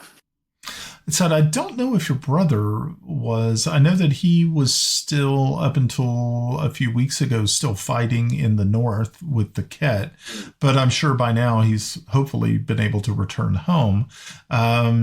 I know that your bride, though, has been very active in the business that was created around your discovery. Okay. And what news for my bride? I figured that she was probably also in Greyhawk, so I don't know. I don't keep a lot of close eyes. But other than that, it's finally good to meet you. And he shakes your hand. Well, I appreciate that, Spokesman Linden. Now, I just want to point out, I'm a little upset. How so? All these leaders of the world are making a stamp on this, but really, some of the people that we represent right now in our group partook, and you know, I just think they need a little more pressing from the yeomanry, if you understand what I mean. I believe I understand what you're talking about. If you would maybe draw up a document for me, that I would be able to make sure that those involved were compensated correctly. Correct. Thank you very much. I'll see to it. I'll have my man bring it over. Of course. Hey, Yarn, you got a quill there, Yarn? I'm not there. Yeah, he's in the tower. Damn it. Okay. My one gag on Yarn. Okay. So Yarn, you were in your tower. What are you doing in your tower? Well, I go into the tower. Yes. I go up to the top floor where the quarters and the laboratory is. Yep. On the entire tower, except for the top floor. Okay. I cast guards and wards. Okay. Naming the members of the party as exempt from the effects of the guards and wards. Okay. I also create a password. If you have the password and you speak it, the guards you're unaffected by the guards. Okay. Yeah. Smart. So, well, somebody's got to come up there. Let's see, one more thing. I'm looking at it. So basically, all the corridors are filled with fog. All the doors are locked. Okay. All the doors are hidden, or have an illusion over them where they appear to be part of the wall. Okay. Okay. Webs fill all the stairs. Okay. And the dancing lights are in the corridors. Okay. Cool. All right. Okay. So not And this lasts 24 hours. Okay. But if I want to do it for permanently, I'd cast it in the same place for a year. But Okay. I'm not going to be here for a year, so. So we're not daisy chaining claymores. I'm just. Well, daisy chaining. I could do that. I thought about that. I was seriously thinking about throwing glyphs in there. Oh. Yeah. Open this door, you get a firewall. Thank you. Oh boy. Basically, what I'm doing is I'm making a safe haven that we can delay other people if necessary. Okay, that's good. Why would we need that? Is your name Lord Tomas? Tomas, the ship-stirrer? He's an asshole. We established that earlier. Okay. Once I do that, it's going to take me about an hour. I'll go back downstairs. Okay. Once I get downstairs, I'm casting Arcane Eye. Okay. My intent is to examine all of the people sitting at the table. Okay. All of the people behind the people at the table on the other side. I'm looking for people that have weapons. I'm looking for people that, and this is basically it's an invisible eye. Yeah. And it goes up, and I can get the eye right, this close. Mm-hmm. So I'm looking at what they're wearing, how they're wearing it. Okay. Basically, I'm doing a detailed inspection on all of these people from across the room. Okay. That's fine. Does the eye have any other special detection properties? It's not like a true seeing, is it? No, it's not true seeing. Okay. I really wish I could do that, but I can't. It's just a invisible magical eye. Okay. That's fine. It can look in any direction and has normal vision and dark vision. Nice. On the side for OnlyFans, can we target that arcane eye to a specific location that you could pay it coins to make it last longer? Like you could set up a room and the arcane eye OnlyFans channel. I've learned a new spell too. It's called immolate. I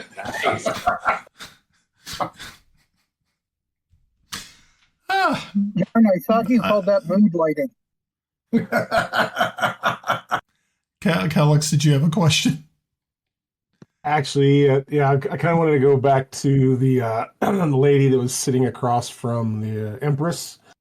Yeah, Kelex is kind of focused on her because the garb. Does he recognize that being from Zyph? Yes. Yeah, you can definitely tell that this is probably Sajaa. Okay.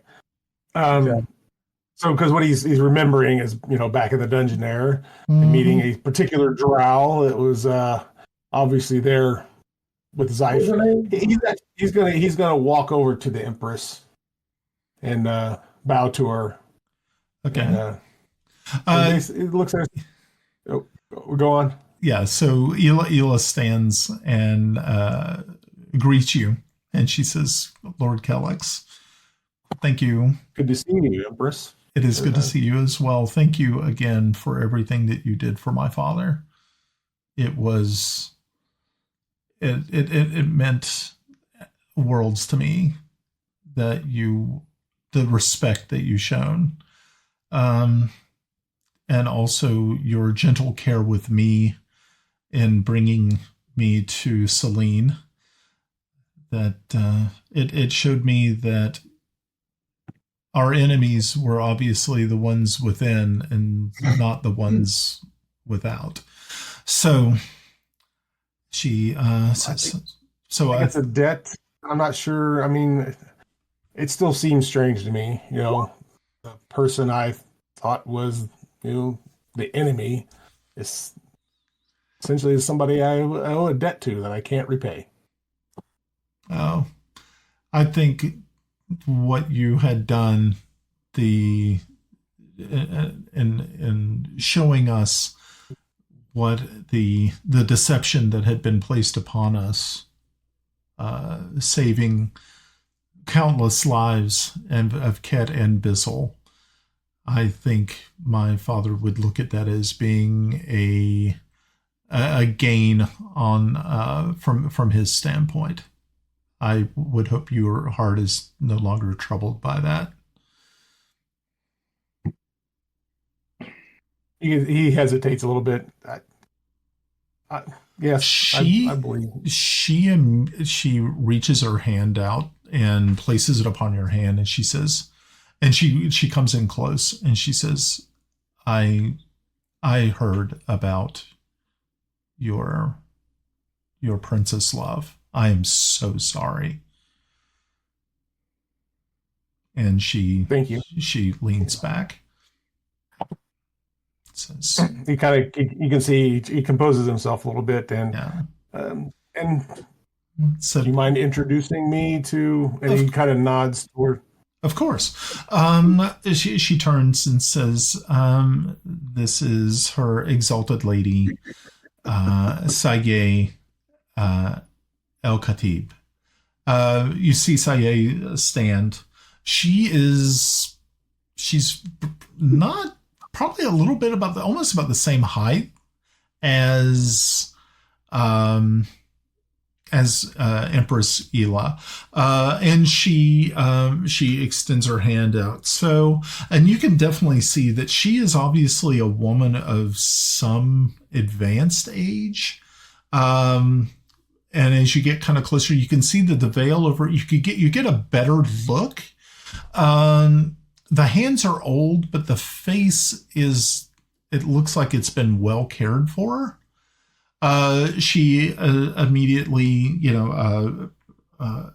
bows sharply, and she says, I take her hand and I bow back. So once you touch her hand, you realize it is very cold.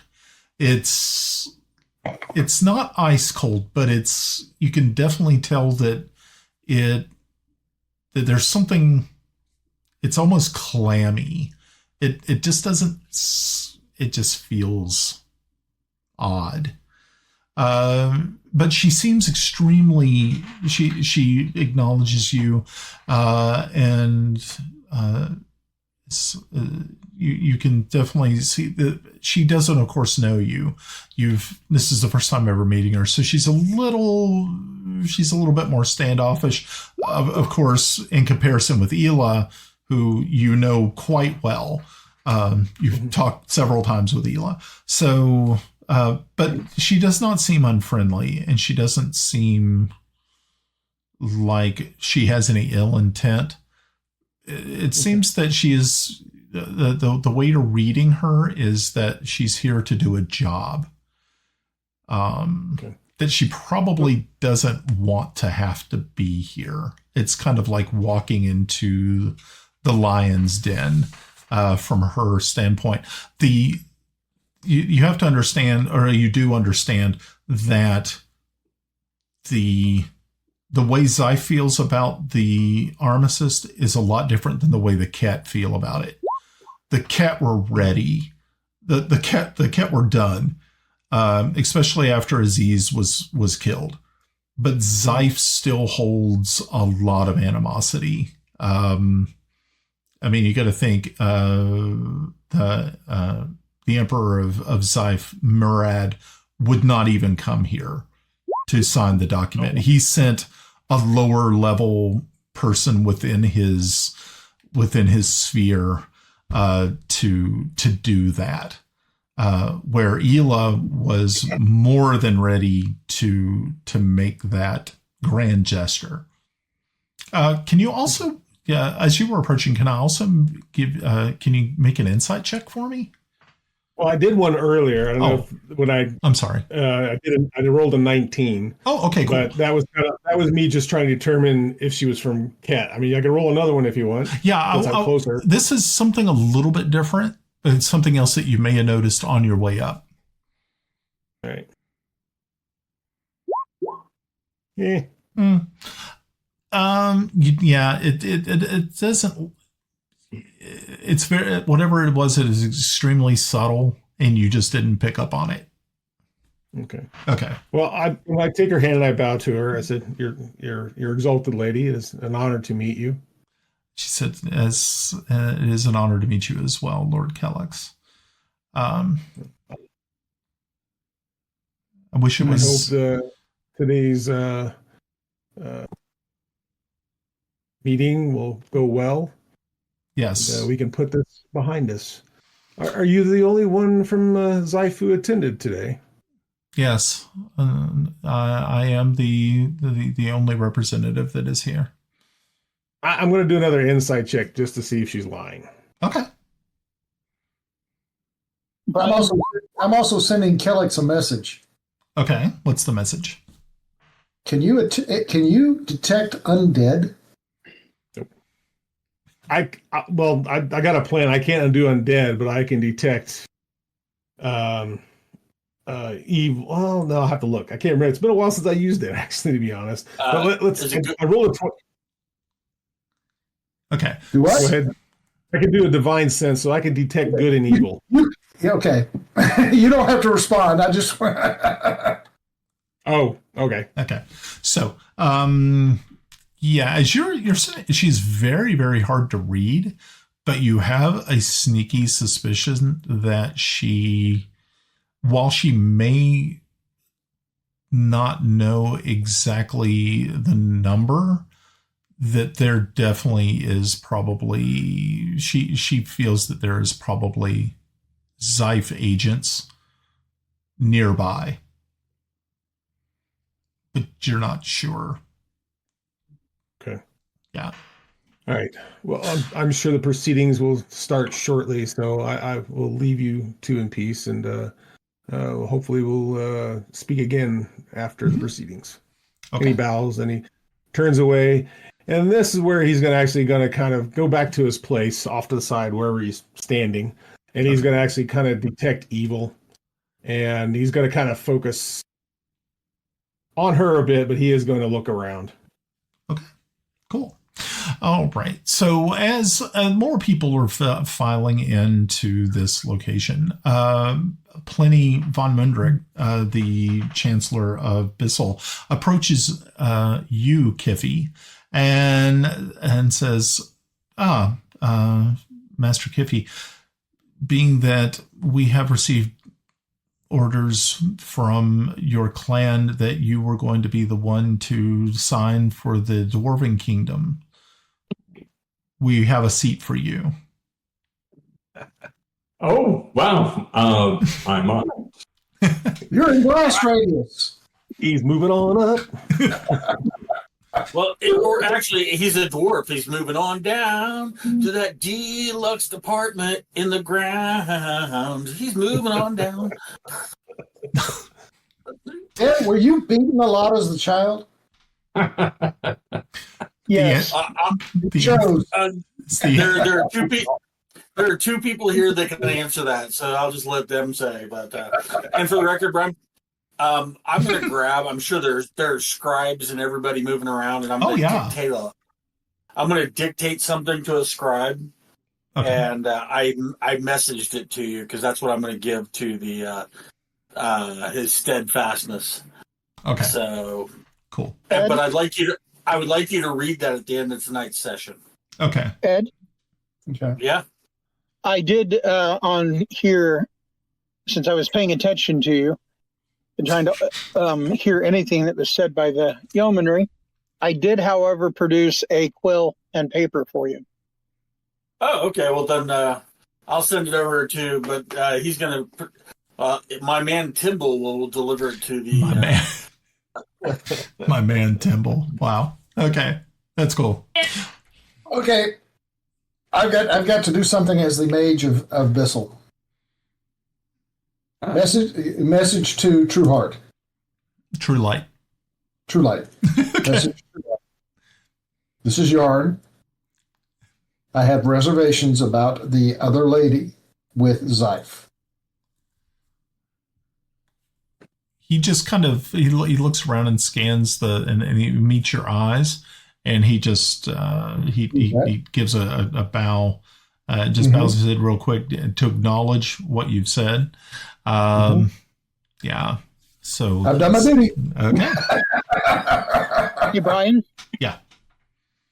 As Kelex was talking, and that I was watching her also, because she's the one that stands out. I rolled a perception check. I rolled a 22. Okay. Did I miss the signal that he saw, or he missed? Okay. Okay. So you were doing some insight. Okay. I did perception watching her closely. Okay. Who are you watching? I got to be nice. The old woman who's wrapped in rags from Zyph. Okay. Yeah. What? It wasn't anything that you were able to pick up that Kelex did not get. It was actually another interaction with Ela Alzar that he did not pick up on. So. Did I pick up on? Give me another roll. I want to know. Give me another roll, because you were actually saying that you were paying more attention to Saye. Let's see if you pick up on it. Oh, another 22. That's not bad.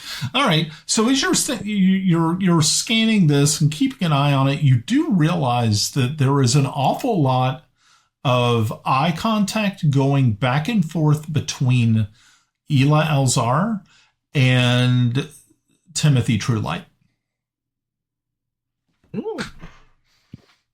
Hubba. That could solve some things. It could solve a lot of things. It could solve a lot of things, yeah. I still get the feeling I'm going to have to kill that woman. So as Kelex does come back, he is going to make his way over to Timble, and he's just going to kind of stand next to him and just kind of give the eye hint that she might not be alone. I expected that they wouldn't be alone, that there would be some hanky-panky stuff going on. So I was already watching for that. But as you give me the look, I'll give you a wink to let you know that I got it. Right. But I am literally looking for anything out of sorts with that woman. I almost kind of want to go over there. Brian, if he's doing the document for me, then wouldn't he have to make a concentration check, or not? He's got to focus on one or the other? Yeah, that would be true. You didn't say I was writing shit for you. I draw. You provided a quill and stuff. I can't do this. I started dictating to you. So hey, Albie, how does my dictate? Here's the thing: the moment your dick started tating, I would have said, "You need to find somebody else. I'm busy." And I shoved the pen and quill back to him. Oh, okay. Then I go find the scribe. He doesn't know, so that he had an opportunity to insert something in there into that document. I was trying to give him some fun. So nope. He passed it up. Okay. Okay. So as that hour approaches, you see that Ela Alzar stands and moves to the back side of the table so that everybody can see. She is immediately joined there in the center on the opposite side by Margrave Truelight. And as they both take quill pens, they both sign separate documents. They pass the documents over to each other. They also sign, and then there's a third document which is produced where both of them sign it together, and that is the termination of hostilities, and the armistice is signed by the two major combatants. At that time, Ela steps down, and you see that Sir Timothy Truelight, the Margrave, returns to his chair, and now others, the other combatants, have started to make their way up towards the table, on that side of the table, so others can see. You see the Exalted Lady Sajaa stands up and is signing one of the document, the document on her side. The representative from the yeomanry is signing his document as well. And then they both return to the second document, or the third document in the center, where they both sign upon that document. Sajaa and the spokesman, they return back to their respective seats as other members of the alliance with Bissel come up and make their signature. Eventually, at the very end, you have the dwarven representative from the dwarven kingdoms, and you are the last person to sign the documents. As you stand there, Kiffi, you take quill in hand and you sign your documents, and there will be some elaborate rune work here. Okay. He's got like runes running around like all the edges and stuff. Oh, yeah. He's indenting the actual parchment versus writing on it. Ding, ding, ding, ding. He breaks out like the Flintstones. He breaks out a rock hammer and a small chisel. Just banging the hell out of it. It's like people are just looking and like, was this supposed to happen? You know? It's always binding. Not binding if it isn't written in stone. Ooh. So afterwards, you see Plenty von Mundrik walk up after Kiffi is finished, and she starts to roll these documents up and seal them with wax. And you can see that the documents are exchanged between both parties, and the announcement is made that hostilities have now been formally ceased between the nations of the Alliance, Bissel and her allies, and the Ket Empire and her ally. Have we seen Arivistorex? You did not see her. She is not here. Okay. Interesting, though. So I think she should have been a signatory. Well, she definitely brought a lot of pain and suffering to all sides, actually. At the beginning, but yeah, she is mysteriously missing. So something to think about. So yeah, Plenty comes around to the other side of the table and to face the crowd, and she says, "Thank you all so very much for attending this very important conference. We thank you again for your for the travel that you had to do to come here today. There is a planned victory celebration for Bissel and her allies. Of course, all parties are invited to stay. But even before she ends, you see that the Exalted Lady Sajaa stands. She looks. She's definitely out of place because she stood up before Plenty was able to finish.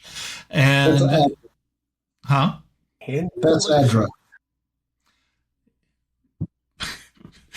And you see, with just a brief wave of her hands, she is gone. Damn it! I knew it.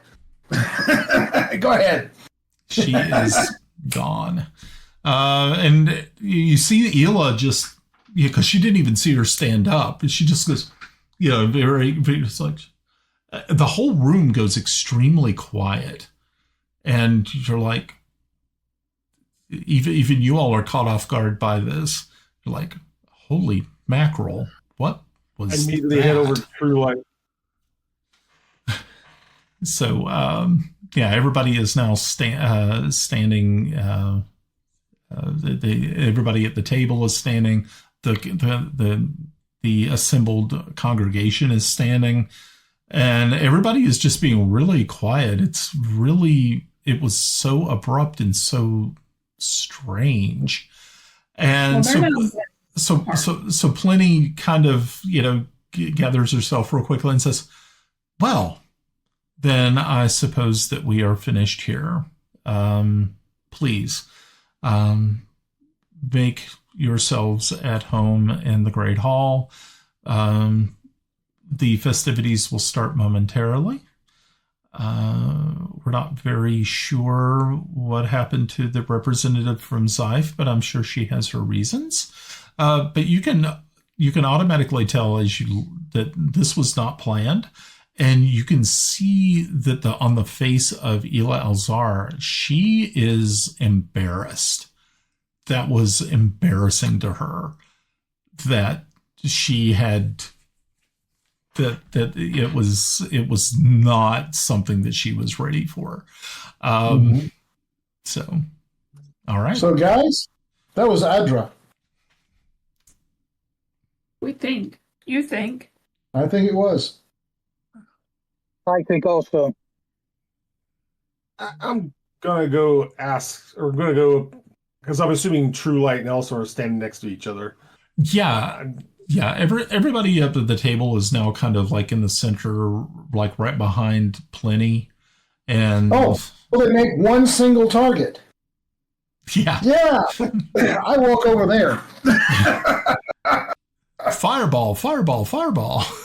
Yeah. No, I have another spell that would work just perfectly to help them.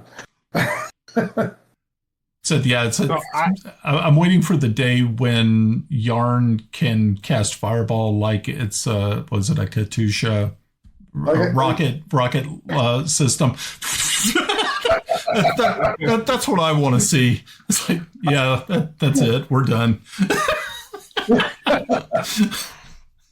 I thought that was called Meteor Strike. You're right. Yeah, I think that would probably be the best way to describe that. Yeah. Okay. Okay, go ahead. I walk over to the group and I address the Ela Elzar, Your Majesty, the lady that was with you. How well do you know her? I only met her today. Why? That was the sorceress Adra. Are you sure? She didn't. I'm within a hair's total absolute confidence. What kind of hair? Frog hair, as fine as frog hair, split 4 ways. Yeah, that is accurate. You you seem to believe Yarn. Then I guess the reason I'm thinking is that document now valid if it wasn't the correct representative, but also the fact that maybe Elsa and True Light and everybody else in here is actually in danger. I absolutely agree that you're in danger. Well, is Ela safe to go home? No. Where was she when we found her? In the capital of Zyfe. She's been worming her way in there for years. Well, where shall we place Lady Ela? I mean, she needs a place of safety. My first thought was the armies of Zyfe, but that's probably not the best answer. That's not safe. Without Grenna's uncle. really trust the murderous bastard? Absolutely, as long as I paid. Yeah. Murderous bastard baby thief. Murderous bastard baby thief. Baby thief? I'm waiting to hear. I'm waiting to hear bad titles. So perhaps she would be safe there, but You always ask your girlfriend if she can stay with her. I don't think that's politically a good idea. And we've always had good ideas. what about perhaps she could stay here? And I look at Timothy. Okay, so you were talking about the Empress of Ket, Ela Alzar? Yeah. Okay. Mm-hmm. Well, I thought she was the Empress of Zyfe. No. Empress of Ket. Yeah, she's the Empress of Ket. And the one that, and the old lady that became a magic user real quick, she was from Zyfe. Yeah, she was the ambassador from Zyfe. Mm-hmm. Yes, that was Adra. I feel like I would want to believe you, but I don't know. I don't know. I thought there would be more to it than her just disappearing if it was Adra. Think of it this way. That was a perfect example of reconnaissance. What spells did she cast while she was here? What did she do while she was here? Can you do a detect magic? What did she bring while she was here? I can do a detect magic, but it's going to detect everything in a certain radius. Where did she land? Did she walk from A to B? Did she drop anything? These are all Did she hand anything off? Personally, I think we should just move to another chamber. That's the first easy controlled environment. That's true. I would suggest. You said that there was going to be like a festivities, like I imagine like a kind of a party. It's more what you would consider a formal ball. And it's being held right after this procedure? It is supposed to take place right afterwards and go into the night. Okay, that's a brilliant idea. Take Tomas Waverly into a formal ball. How did the ambassador from Zyfe get a formal ball is it being held somewhere else? I guess is my question. So, Yarn, you're not really too sure. She was already there when you guys arrived. So she had actually been here for some time. So I start asking around because that's an important piece of information. Because if she came in on her own and did not use the portal that we have set here, then this portal is safe. If she used this portal, she knows it, and we're not safe.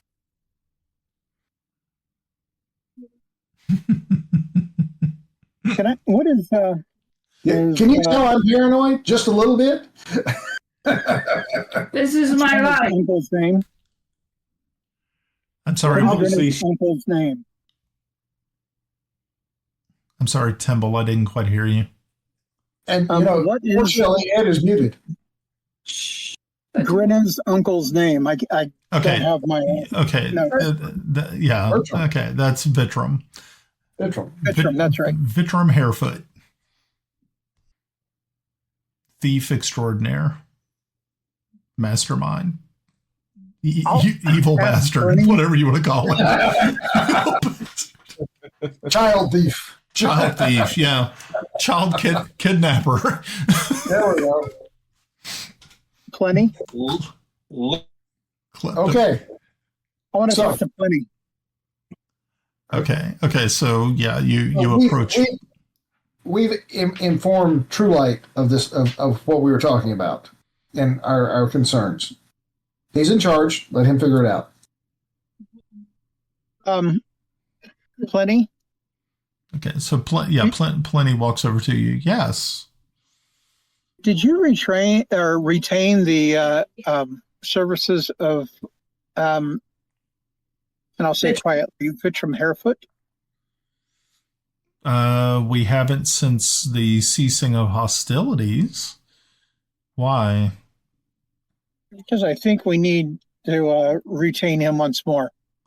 We need to look for anything out of place, trap, dangerous, unlocked doors that shouldn't be locked except for through the castle and the grounds. I'm sure. I just think that we really need to scan it heavily and then get a pulse of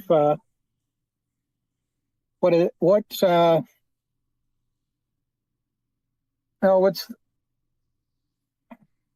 name of the Zyph woman? Adra. Okay. Adra is the sorceress. She's the drow sorceress. Yeah, I'd like to know Adra's what his people, because I'm sure he has some still around here in the castle, what they may have seen with her, where she went. Yeah, she'll have to see about getting a hold of, to actually getting in contact with him to find out what his people inside know. But he is not present at this time. He did not show up. It wasn't like, he really wasn't, I mean, he probably could have shown up and nobody would have cared, but that's not his place to show up. I completely understand. Yeah. I'm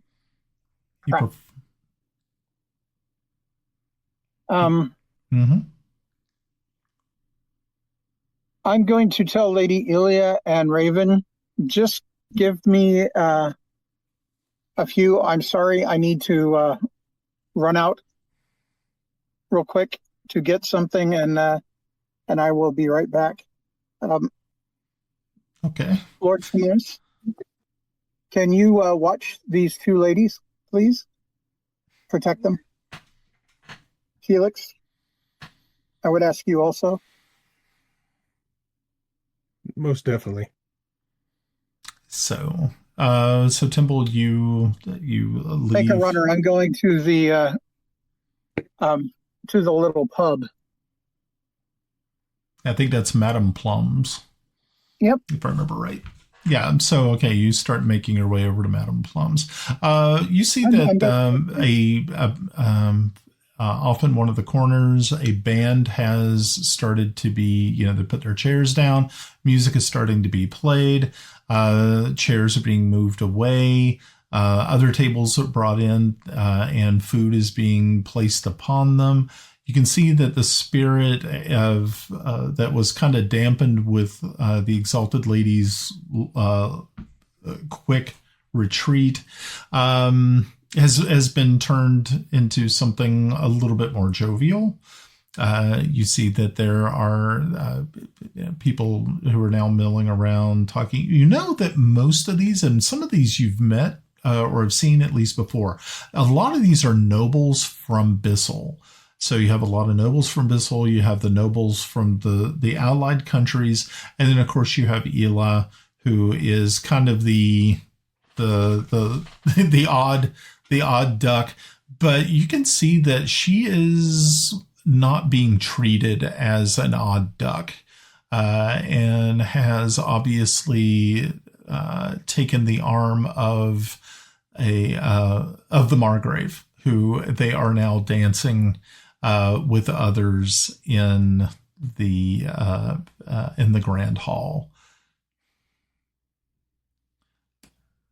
So is there anything you all are doing?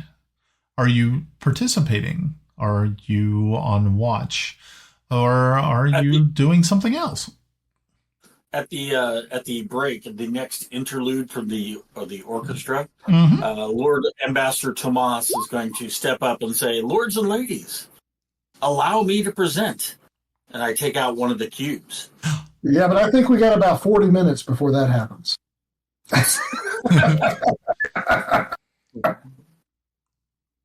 I'm doing detect magic. Okay. My cube glows.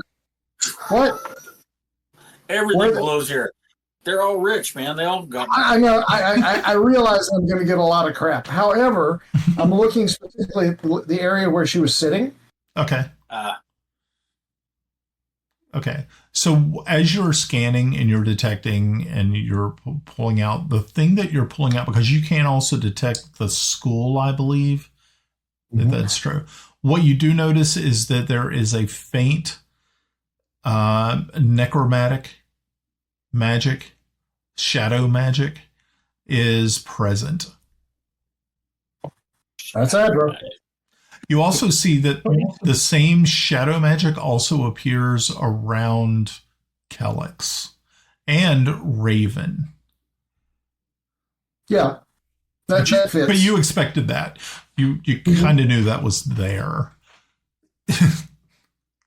Mm-hmm. So I'll go over to Raven and my lady. Master Mage, how may I help you? I find myself in need of information. I hope I can provide it. It has to do with your school or related schools. Mm-hmm. Why are you thinking? Are you thinking of switching teams? No, I enjoy fire too much. Fire and death work really well together. However, the resultant undead is just generally not too usable. Yes. Yeah. Trust me. Your exploits have reached the ears of many. You've started many fires. You set a few fires. Hey, show a man how to start a fire. He's warm for a day. Set a man on fire, and he's warm for the rest of his life. She actually chuckles at that. Says, "Okay, so how can I help you?" We have. I'm going to say a problem. Okay. The shadow. I don't know what she is. She may be a warlock. She may be a sorceress. She may be a wizard. But she uses shadow magic. Yes. So you're talking of Adra. Yes. Yes. Shadow is probably, from what I gather, is her the feather in her cap, so to speak. Yeah. Well, she was here today.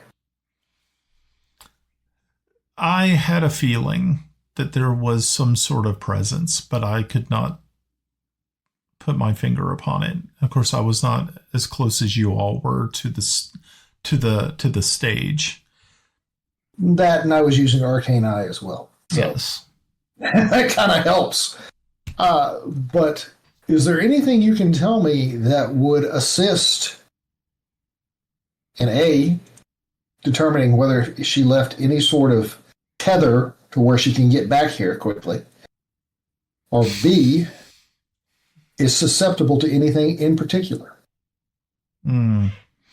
Shadow magic is particularly tied to others of its kind. If there were other shadow practitioners or those affected by shadow magic, that could be used as a tether. I know that Kelex is, of course, afflicted by this, but I believe that the Exalted Lady was here before he arrived, so there is obviously another point of shadow magic within the castle. I do not know its location. I cannot detect it, but I have a feeling that that is probably the way. But now that she definitely has a link, a shadowed link to Kelex, she could appear at any time within his, probably well within just a few feet of him at will. Oh boy. Is there a way to take the shadow off of Kelex that you are aware of? I think the only way would be able to, if there's a way to finally drive the demon or the shadow demon that is living inside of him away. It's very, very difficult to do so. I know that you had tried that in the Temple of Heironious, they tried, and unfortunately he was unable to rid it at that time. But another way is to actually defeat its originator. That may prove extremely dangerous. I do not know of anyone who has. I don't know of anyone who actually has the power other than the gods themselves to rid someone of a shadow demon. But you may want to ask yourself, Kelex is quite devout. He is favored amongst the followers of Heironious. And I would feel that Heironious would want that Kelex would be free of something so dark and dangerous. But I also have to kind of wonder, maybe this is a part of Heironious' plan, that tether remains, that maybe there is something grander, a scheme that we as mortals can't comprehend or understand. Excellent. Thank you for your help, lady. I appreciate it. Of course. She says, but don't run away too soon. We should dance. And so she allows you to lead as you start to cut the rug on the floor there, and you spend a little. Is that a survival check? Is that a survival check? Or performance. It would be a performance check, but you get advantage because it seems as though she is pretty well versed in dance, and so she is able to help. Okay. So performance with advantage. And while he's doing that, damn, that's nice. He's having a great dance because what would be the music that's playing as I interrupted to display my new cube while he's out there dancing. No. We're dancing to All You Zombies. No.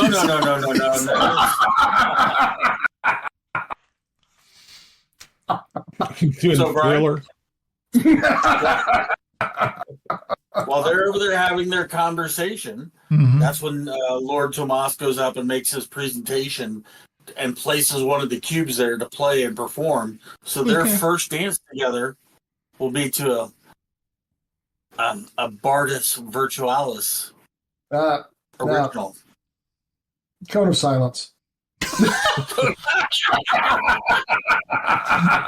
Cone of Silence. Oh, God. Okay. So, Timble, you finally make it to Madame Plum's, and as you enter, you see the bartender once again look up. He doesn't. He just kind of acknowledges you, but you seem to him. He picks up that you're on a mission. That you're not here to just merely drink and eat some of the fine victuals at Madame Plum's. So as you go back into that back hallway into the door, you rap upon it in just a few moments. The human gentleman that you've seen several times before as you've been here opens the door and he says, welcome back, Sir Timble. We've been expecting you. Oh, have you now? Please, take me on to Vitrum. Okay. So once again, he sweeps you through. The door shuts behind you. There's a few moments, and then he opens the other door. And again, you walk into this very grand room that has a few tables. You don't see as many people here as before.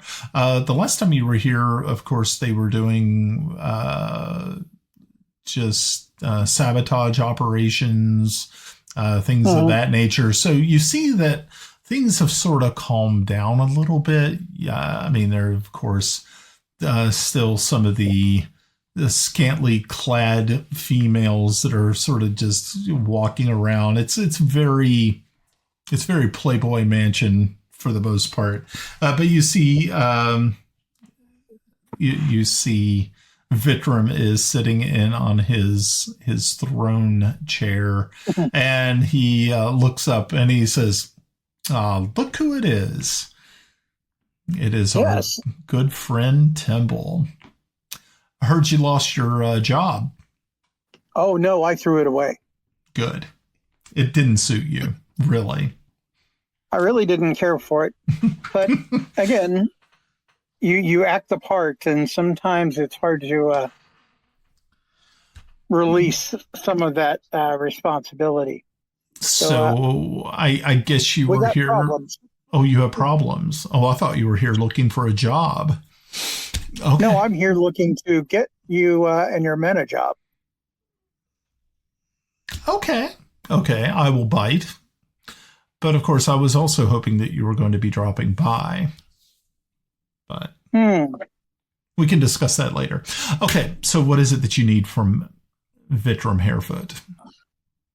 I take a moment to reply because I'm interested in what he wants. But okay. I came here with a different mission, and I'm going to do that. You remember that Zeif bitch, Adra? Yes, I recall. She was in the castle today. She was right here under your noses the entire time? Oh my she came God. in. Yeah, for the signing. Did she come alone? That is a very, very good question. She is brave. I would be quite surprised that someone, unless she's quite certain of herself and her powers. She obviously is, because that was very, very brave of someone to waltz in the middle of an event like that. Especially knowing some of the people that are sitting there. I mean, we had the guest list. I mean, you have some heavy hitters on that guest list. Yeah, and some of those individuals are a bit complacent. Yeah.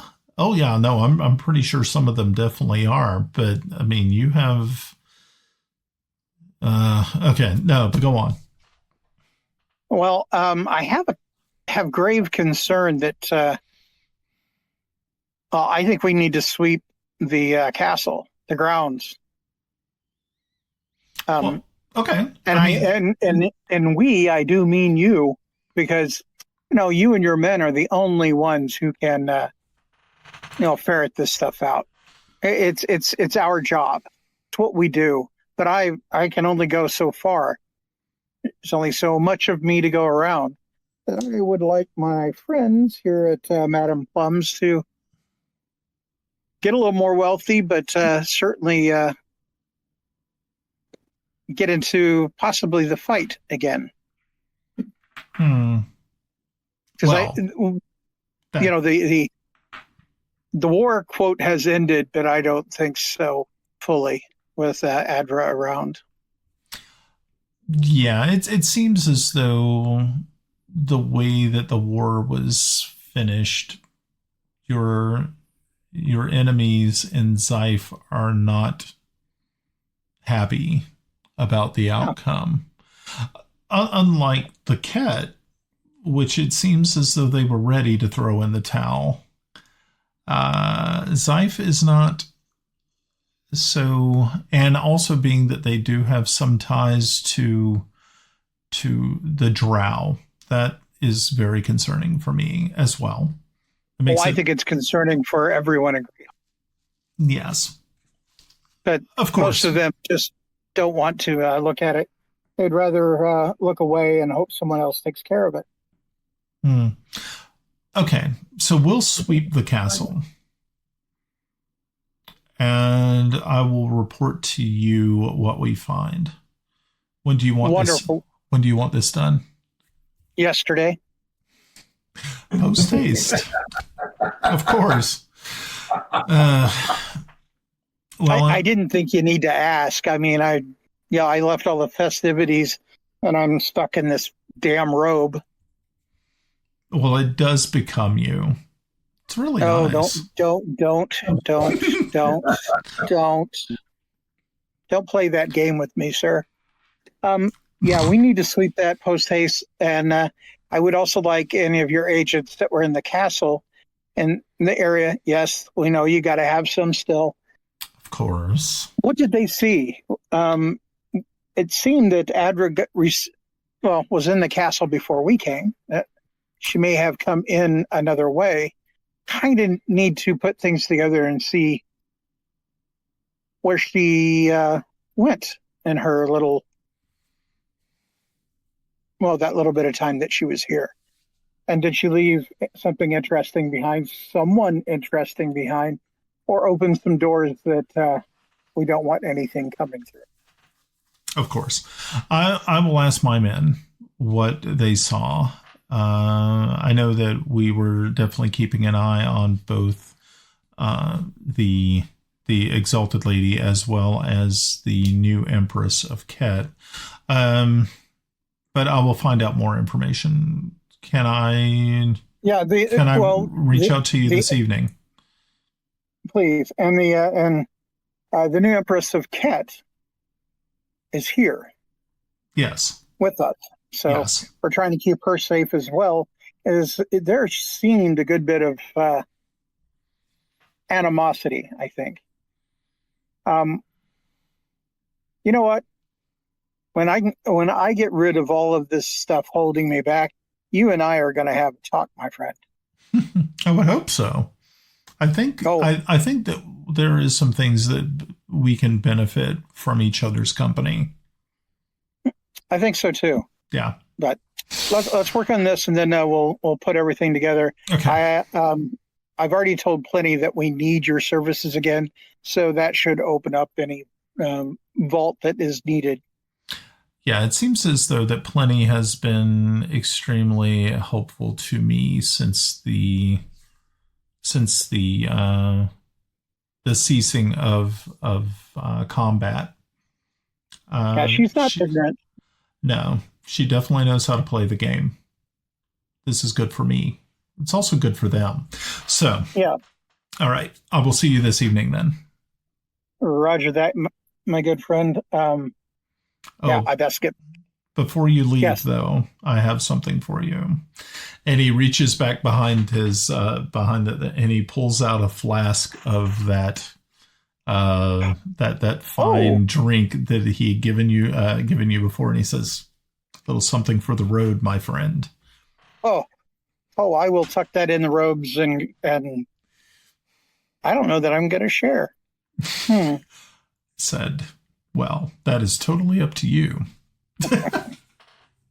All right, Vitram. I will see you tonight. Yes. Best of luck. Good hunting. Yes.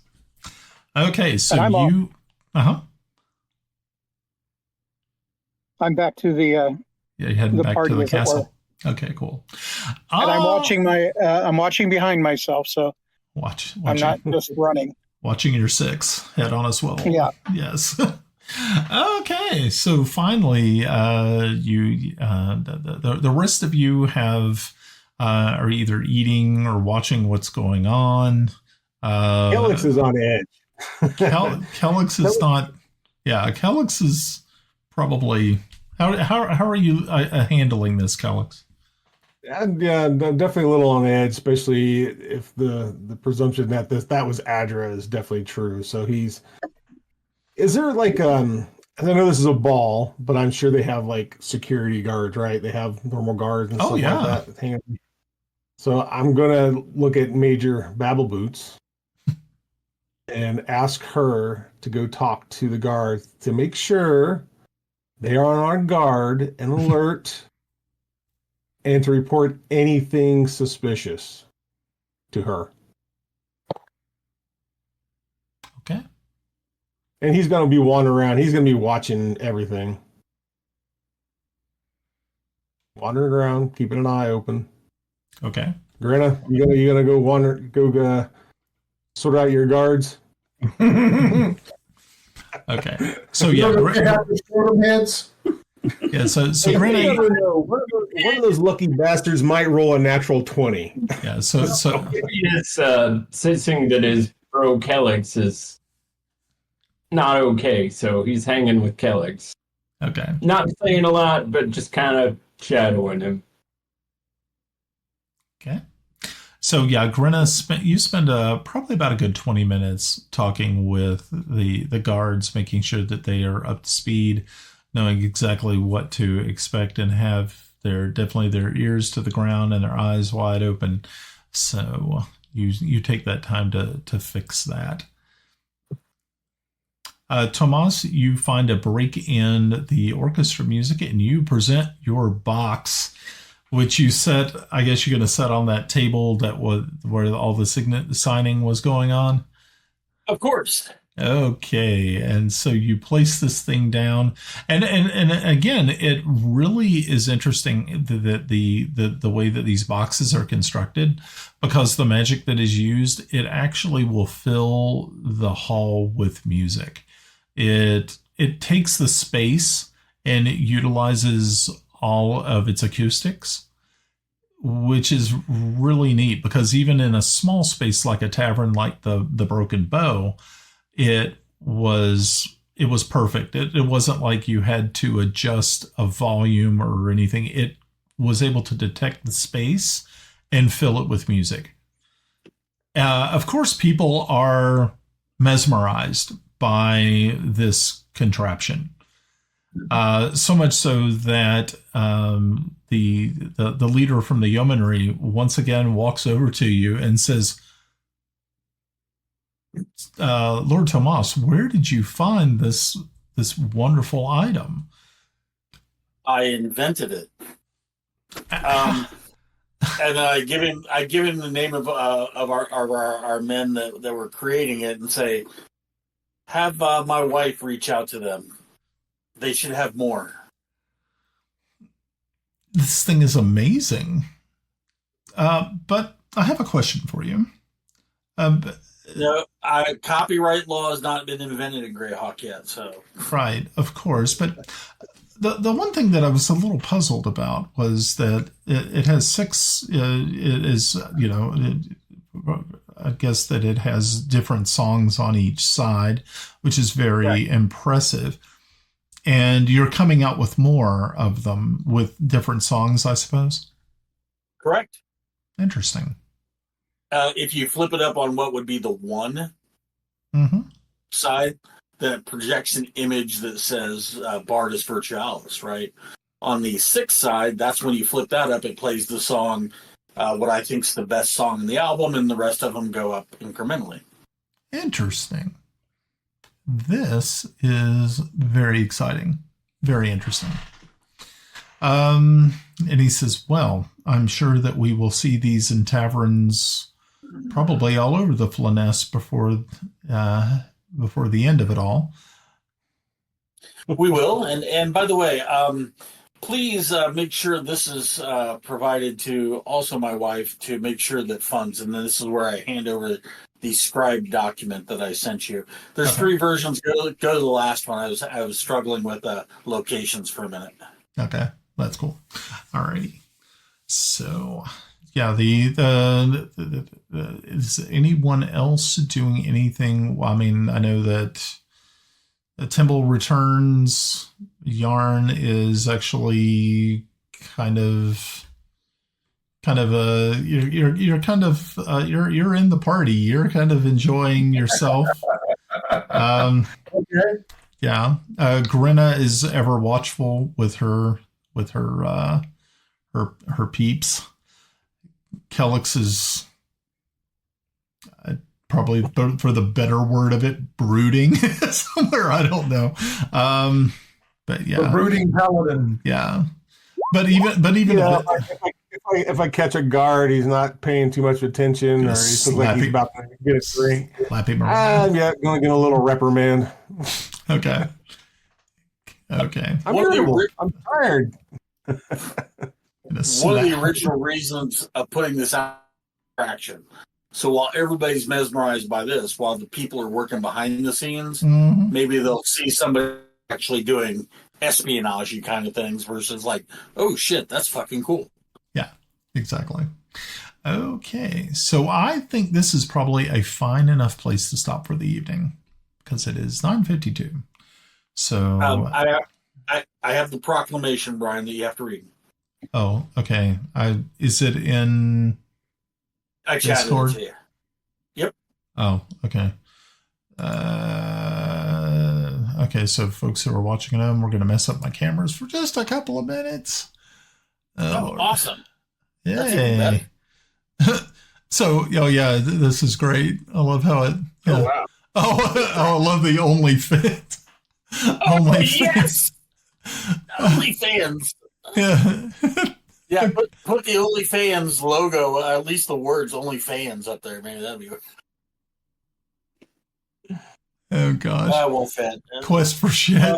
Okay, so here we go. Okay, so the Proclamation of Gratitude and Benevolence by the hand of the seal of Lord Ambassador Thomas Waverly, Envoy of the Domain of Greyhawk, Knight Errant of the Circle Diplomatic, and Defender of the Treaties of Hardby.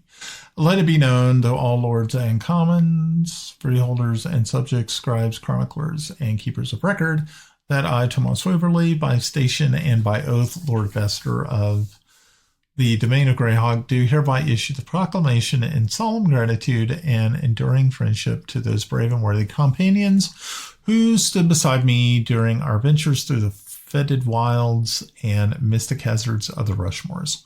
In recognition of their courage, wisdom, myth, and loyal presence, I do solemnly vow that 1% of all earnings, treasures, bounties, and compensations acquired as a result of those Rushmore exploits shall be donated in equal measure to endeavors chosen by the following named and esteemed allies. Grenna Babbleboots of the Fae, whose laughter disarms and whose magic dazzles, bringing light to the darkest fen. His lordship Kelex Zelenen, noble of bearing and iron of will, whose command steadied us when chaos reigned. His eminence Kiffi Blackhammer, divine wrath in dwarven form, whose shield bore both burden and blessing. Master artist Timble Snivenblaven, whose craft captured the soul of our story more keenly than any blade. Yarn, wizard of minimal yet earnest skill.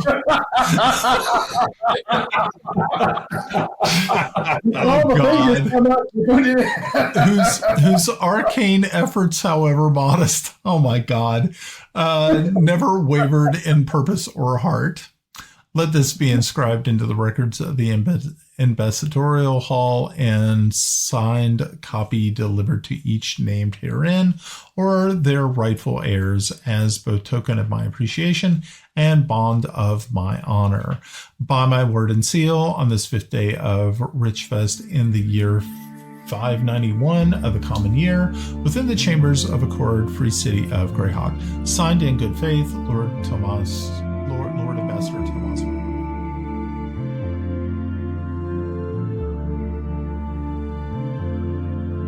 The Mystic Syndicate podcast is the creation of independent producer and host Brian Anderson. Our players are Ed as Sir Thomas Waverly, Mike G. Pav as Sir Kelex Zelenen, Melinda as Grenna Babbleboots, Russ as Járngrímur, Mike as Kiffi Blackhammer, and Glenn as Timble Snivenblaven. You can visit our podcast page at tmsyndicate.podbean.com. You can also leave a comment and subscribe to our X page at TMSYND. You can also watch our live shows on YouTube at www.youtube.com at The Mystic Syndicate. 1-4.